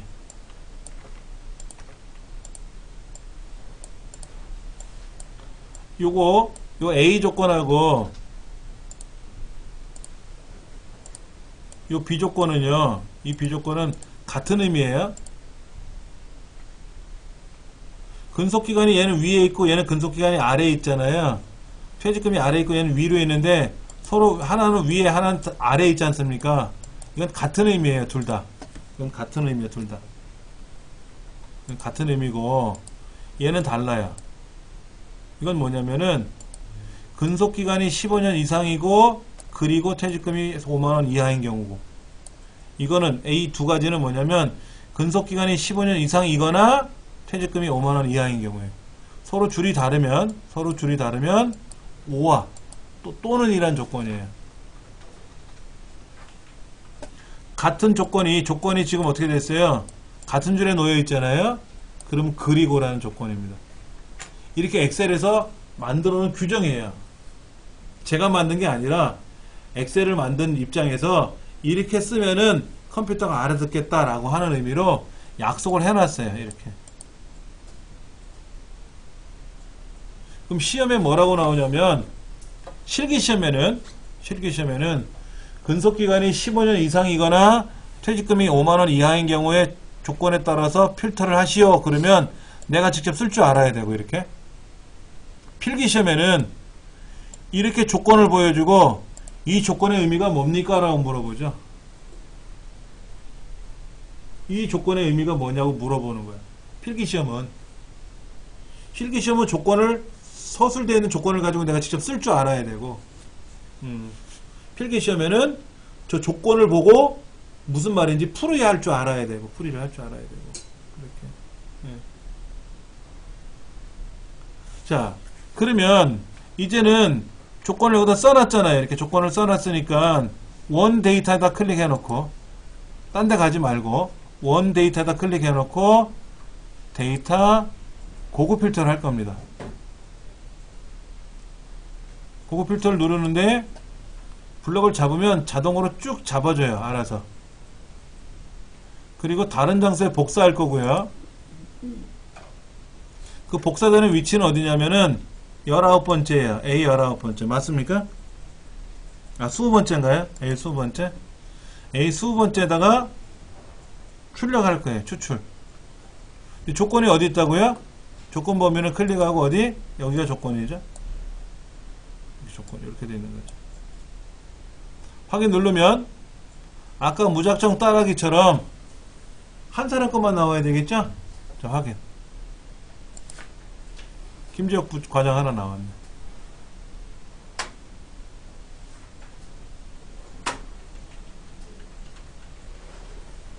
그래서 지금 58쪽에 보시면은 근속기간이 15년 이상이고 퇴직금이 5만원 이하다라는 조건을 거기다 써놨잖아요. 58페이지 왼쪽 밑으로 쫙 내려가시면 있지 않습니까? 그렇게 쓸 줄 알아야 된다는 거죠. 네. 자, 자동 필터가 수월해요? 고급 필터가 수월해요? 자동 필터가 수월해요. 그냥 클릭 하시면 되니까. 근데 고급 필터가 기능이 많아요. 참고로 이런 문제는 안 나와요. 너무 쉬워서. 이건 너무 쉬운 거야, 솔직히. 어려운 게 나가볼게요. 어려운 거. 59쪽에 보시면 자동 필터와 그 다음 페이지 보면 고급 필터에 대해서 어떻게 사용하는지 방법론이 나와 있으니까. 자, 지금 60페이지 보세요. 60페이지. 자, 일단은 뭐라고 했냐면 여기다 조건을 쓰라 그랬어요. 조건을 쓰고 나머지 다음에는 뭐냐면 이 원데이터가 있는 동네에다 클릭해 놓고 고급 필터를 걸자 그랬잖아요. 그렇죠? 그러면 목록 범위가 어떻게 됩니까? 자동으로 블럭을 잡아주죠? 일반적으로 자동으로 잡아줍니다. 근데 책에서는 여기 있는 영역을 요거 빨간색 요거 눌러가지고 이렇게 블럭을 잡으라 그랬는데 이렇게 잡지 않아도 보세요. 여기다 놓고 자동 고급 필터 딱 누르는 순간 알아서 블럭이 잡히잖아요. 그러니까 책에 있는 요거는 굳이 안 해도 돼요. 알아서 목록 범위는 정해줍니다. 그 다음에 이제 조건 범위를 제가 이걸 한번 눌러볼게요. 이거로 눌러볼게요. 그 다음에 다른 장소에 출력할 건데요. 출력되는 위치는 제가 여기 25번째부터 출력해 볼게요. 조건이 서로 다르니까 이제는. 그래서 확인 누르면 자 뭐라고 했어요? 15년 이상이거나 5만원 이하인 경우죠? 다 나왔나? 데이터가 지금 10건인데 지금 여기는 뭐가 나왔어? 10개 다 나왔네? 네. 하나 많아 했네. 네. 그러니까 지금 61페이지 네 번째는 굳이 안 해도 자동으로 블럭을 잡아주는데 여기는 한 번 더 블럭을 잡은 것 같아요. 그래서 블럭 잡으실 때 여기는 빨간색 화살표 눌러가지고 이렇게 블럭 잡지 마시고요. 그냥 마우스로 드래그하면 블럭이 들어가요. 알아서 요 안에 알아서 들어갑니다. 요 빨간색에 있는 요 화살표 눌러갖고 하지 않으셔도 상관은 없어요. 그렇게 해서 설명을 해놨으니까 참고로 하시면 좋을 것 같고요. 예. 64페이지.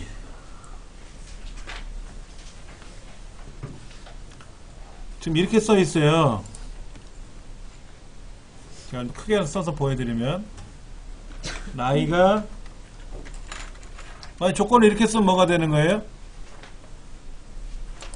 나이가 20세 이상인 사람만 찾으라는 거죠?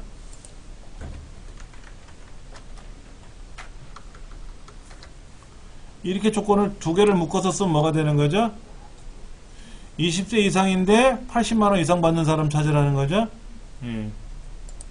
근데 이렇게 쓰면 뭐가 되는 거예요?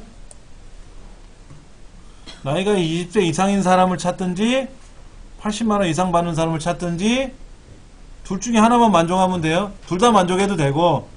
근데 30세인데 15살인데 20만원이야. 그럼 안 되죠. 이 둘 중에 어떤 거든 조건이 안 맞잖아. 20세 이상이거나 80만원 이상인데 25세 70만원 25세 70만원이면 여기에 해당되죠. 20세 이상에. 여기는 해당되지 않지만 20세 70만원이면 여기에 해당되니까 나오고. 만약에 19살 100만원이면 급여에 해당되죠. 근데 19살 70만원 어떻게 돼? 해당 사항이 없겠죠. 그렇게 걸러내는 거죠. 그런데 이제 여기 지역도 들어가요. 지역. 이거는 뭘까요? 이건 무슨 의미일까? 20세 이상인데 부산 지역 사람이어야 돼. 아니면 그냥 80만원 이상이든지. 이걸 같은 줄에 쓰면 뭐가 돼요? 이거 다 같은 줄에 쓰면 뭐죠? 20세 이상 80만원을 받아야 되는데 부산 사람이어야 돼. 부산 지역이어야 돼. 얘를 다 따로따로 쓰면 뭐가 되는 거죠? 이렇게 따로따로 쓰면은 뭐 순서가 급여가 있고 부산이 뭐 내려가도 상관없고 따로따로 돼 있으면 20만원 이상을 받든지 80만원 이상을 받든지 20세 이상을 받든지 20세 이상이든지 80만원 이상을 받든지 부산 사람이든지 15살 70만원 서울 사람은 안 되는 거죠. 어디든지 못 끼잖아요. 그렇죠. 자, 그러면 이거는 뭘까요?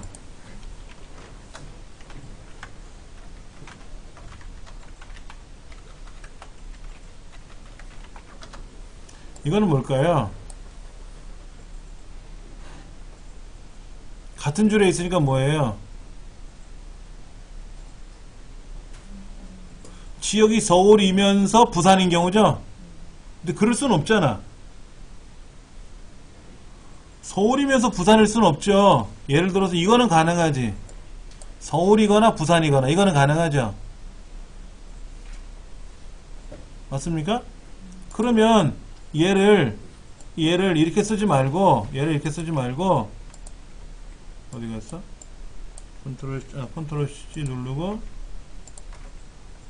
얘를 이렇게 쓰지 말고 이렇게 옮기자 이거야. 이렇게 옮기면 어떻게 돼? 지역이 서울이거나 부산이거나 이렇게 되는 거예요. 지금 같은 항목이잖아. 항목이 동일한데 부산을 일로 집어넣으면 되잖아요. 밑으로 일로 내려온 거야. 이렇게 조건을 쓰면은 서울이거나 부산 지역인 사람을 찾아라 이런 거죠. 이거를 줄인 거예요. 지금 이게 지금 그 위에 보면 상단에 64페이지 상단에 조건이 걸려 있잖아요. 그렇죠? 그러니까 예를 들어서 지역이 서울이거나 부산인 사람을 찾아라. 그럼 다음 조건 중에서 맞는 것을 고르시오, 틀린 걸 고르시오. 필기시험에 나온단 말이야. 우리는 직접 이렇게 할 줄 알아야 되는 거고, 할 줄 알아야 되고. 그러니까 이렇게 써도 답이고, 이렇게 써도 답이죠. 자, 이렇게 써도 답이고, 이렇게 써도 답이고. 이게 축약한 거니까. 자, 기출 01번 갑니다. 기출 01번.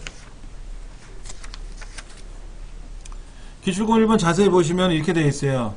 생산 부서가 생산 2부 이거나, 그래서, 자, 조건을 A 14번째부터 쓰래, 여기서부터 쓰는데, 생산 부서가 생산 2부래, 2부. 생산 부서가 생산 2부. 그 다음에 생산량이 900 이상 1500 이하죠?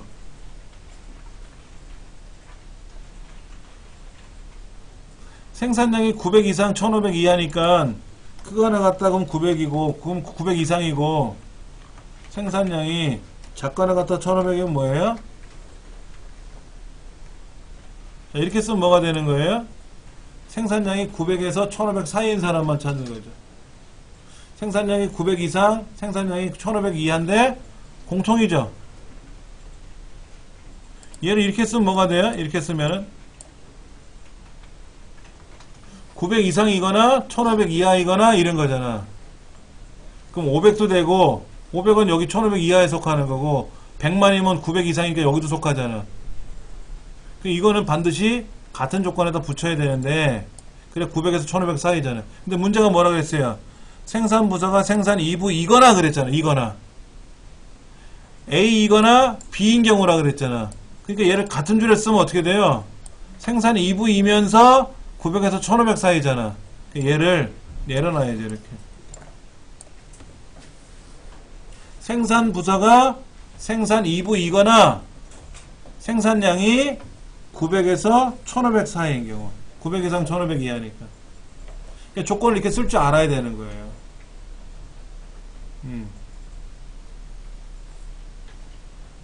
말은 알아들었어요. 우리가 그렇잖아요. 생산 2부이거나 900에서 1500 사이는 알아듣겠는데 이걸 엑셀한테 내 뜻을 전해줘야 되잖아. 엑셀이라는 놈이 직접 일을 할 거니까는 내가 하는 게 아니라 엑셀이 직접 하는 거니까 엑셀한테 야, 내 생각은 이런 건데 내 생각대로 해다오 하고 알려줘야 되잖아. 이렇게 쓸 줄 알아야 된다는 거죠.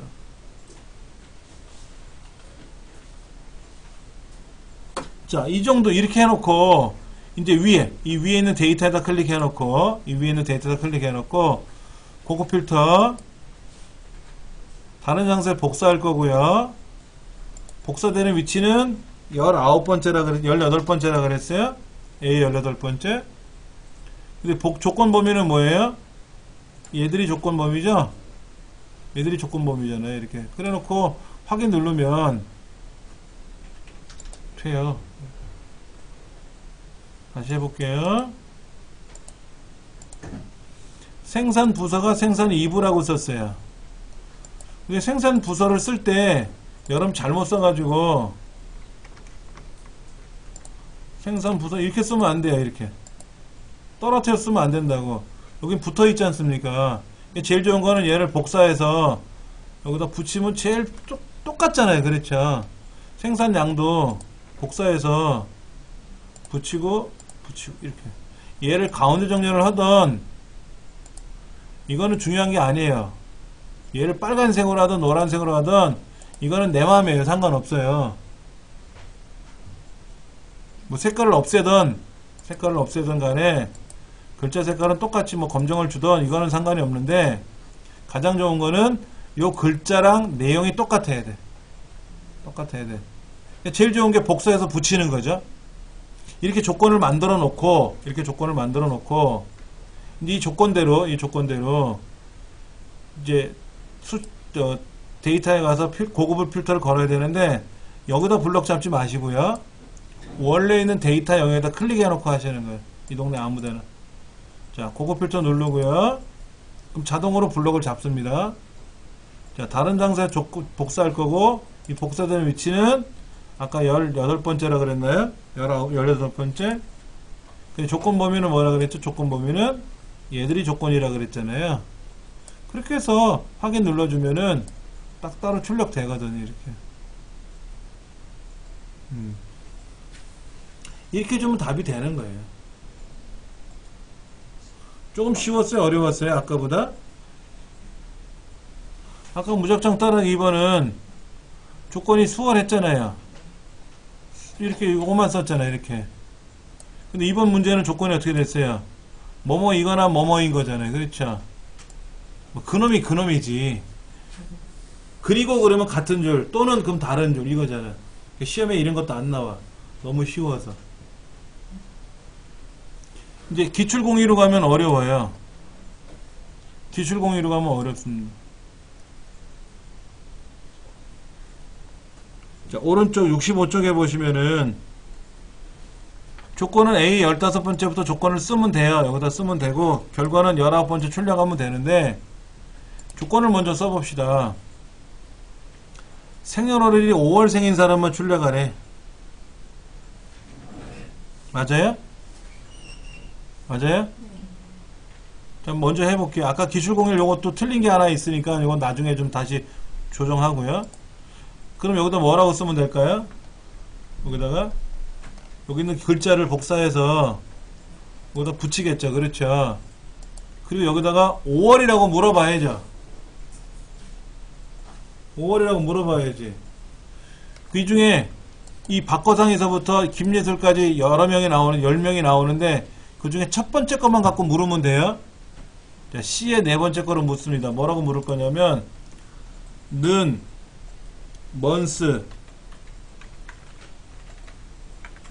먼스가 월이라 그랬잖아요. C의 아까 몇 번째? 네 번째. C의 네 번째 셀에 먼스가 몇 월? 5월이니? 라고 묻는 거예요. 먼스가 무슨 함수라 그랬어요? 날짜 중에서 월만 빼낸 함수라 그랬죠? 아까 우리 조건부서식에서 해봤었잖아. 그래서 네 생년월일 80년 6월 21일인데 그 중에 월만 뽑아낸 것이 5니? 즉 5월생이니? 묻는 거죠. 엔터를 탁 쳤죠. 이렇게.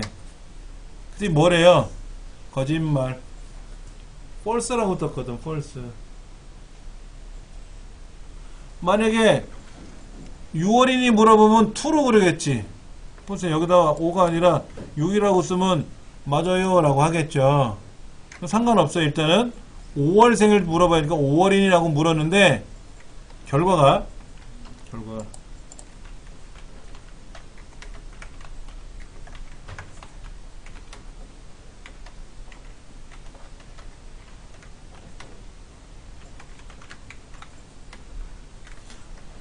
true 혹은 false가 나오면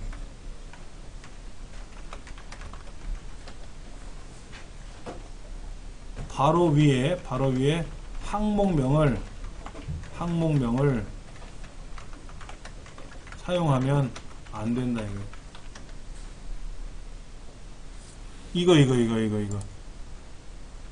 이걸 사용하면 안 돼요. 어떤 거를 사용하면 안 되냐면은 목록에 있는 항목명 있죠? 목명이 어디 있어요? 여기 있네. 고객번호, 이름, 생년월, 구매 실적, 설문 포인터 있지 않습니까? 이러한 항목명들은 사용할 수가 있다. 그럼 어떻게 해야 되냐? 비우든지 아니면 다른 이름을 사용하면 된다. 뭐라고 쓰면 될까요? 여기다가 생년을 쓰면 안 된다 그랬죠? 조건 이거 쓰든지 비우든지 사랑이라고 쓰든지 뭐니라고 쓰든지 다른 글자를 써야 되고 다른 글자. 이 책에 뭐라 그랬어요? 월이라고 썼잖아. 월. 예를 들어 여기다 제가 이렇게 쓰면 돼. 5월 여부 이렇게 써도 돼요. 5월이니 라고 써도 되고 책처럼 그냥 월만 써도 되고 뭐를 쓰면 안 된다? 여기 있는 글자들은 쓰면 안 된다. 여기 있는 글자들은 어떨 때 이 결과가 true나 또는 false가 나오면 절대로 쓰면 안 돼요. 그건 엑셀의 룰이에요. 룰. 자, 그래 놓고 나머지는 똑같아요. 여기다 클릭해 놓고 고급 필터에 가서 다른 장소에 복사할 거고요. 그 복사되는 위치는 책에 19번째라고 했으니까 19번째 쓰면 되는데 여기 글자가 있으니까 저는 뭐 이만큼 떨어놓고 써볼게요. 자, 조건 범위는 얘가 조건이죠. 설령 여기를 비워두더라도 두 개는 잡아야 돼요. 5월 여부라고 쓰지 말고 비워두더라도 얘는 꼭 두 개를 잡아야 돼요. 그리고 확인 누르면 5월만 쫙 나와요.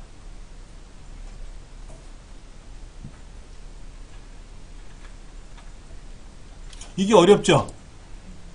시험에 이런 게 잘 나오지. 그래서 계속 이런 것만 내면 또 수검자들이 짜증내니까 한 번은 쉬운 거, 한 번은 이런 거 이렇게 낼 수 있어요.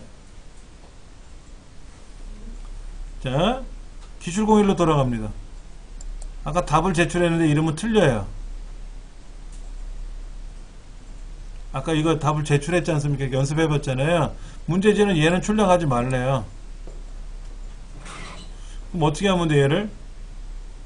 제거하면 되겠지, 뭐, 이렇게. 얘는 출력하는 거 아니에요. 그렇죠? 자, 보세요. 18서부터 제거해버릴게요. 이렇게 다시 싹 제거해버렸어요. 다시 한번 해볼게요. 문제지에 뭐라고 써있냐면요. 제품 코드, 생산부서, 생산량, 분량률, 이 네 가지만 출력하래요. 그럼 얘를 복사해서 여기다 붙이면 돼요. 18번째다가. 아니면 직접 이렇게 제품 코드, 생산부서, 생산량, 분량률 이렇게 쓰면 되는데 쓰다가 잘못 쓰면 블랙률 이렇게 잘못 쓰면 어떻게 돼? 망하는 거지 이제. 그러니까 어떻게 알아? 에이 몰라. 복사해서 붙여. 이게 제일 편해요. 자, 그래놓고 보세요. 고급 필터에 가서 아까처럼 똑같이 하는 건데요.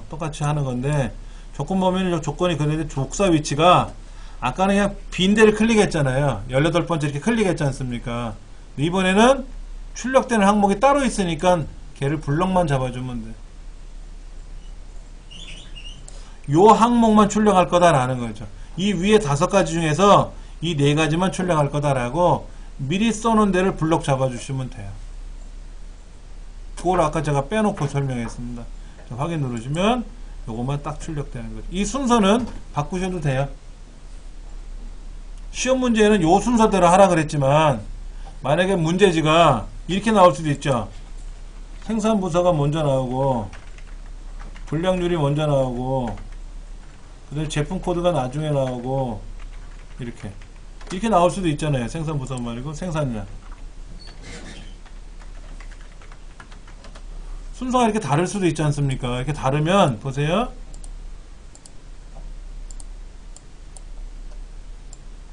순서가 다르면 다르게 이렇게 잡으시면 답은 똑같이 나와요. 순서가 다를 뿐이지 내용은 똑같이 나옵니다. 그렇게 해서 해주시면은 이 문제는 해결이 돼요. 여러분 댁에 가셔서 일단 눈으로 먼저 쭉 읽으세요. 해설을 읽으시면 맞다, 우리 이렇게 했었지, 이렇게 하는 게 맞아, 기억이 나네 하고 쭉 눈으로 먼저 이해를 하시고, 그리고 문제를 한번 풀어보세요. 이제 해설을 안 보고 문제를 풀어보시는 거예요. 근데 해설을 안 보고 풀라 그랬더니 막혀? 그럼 해설을 한번 더 보세요, 눈으로.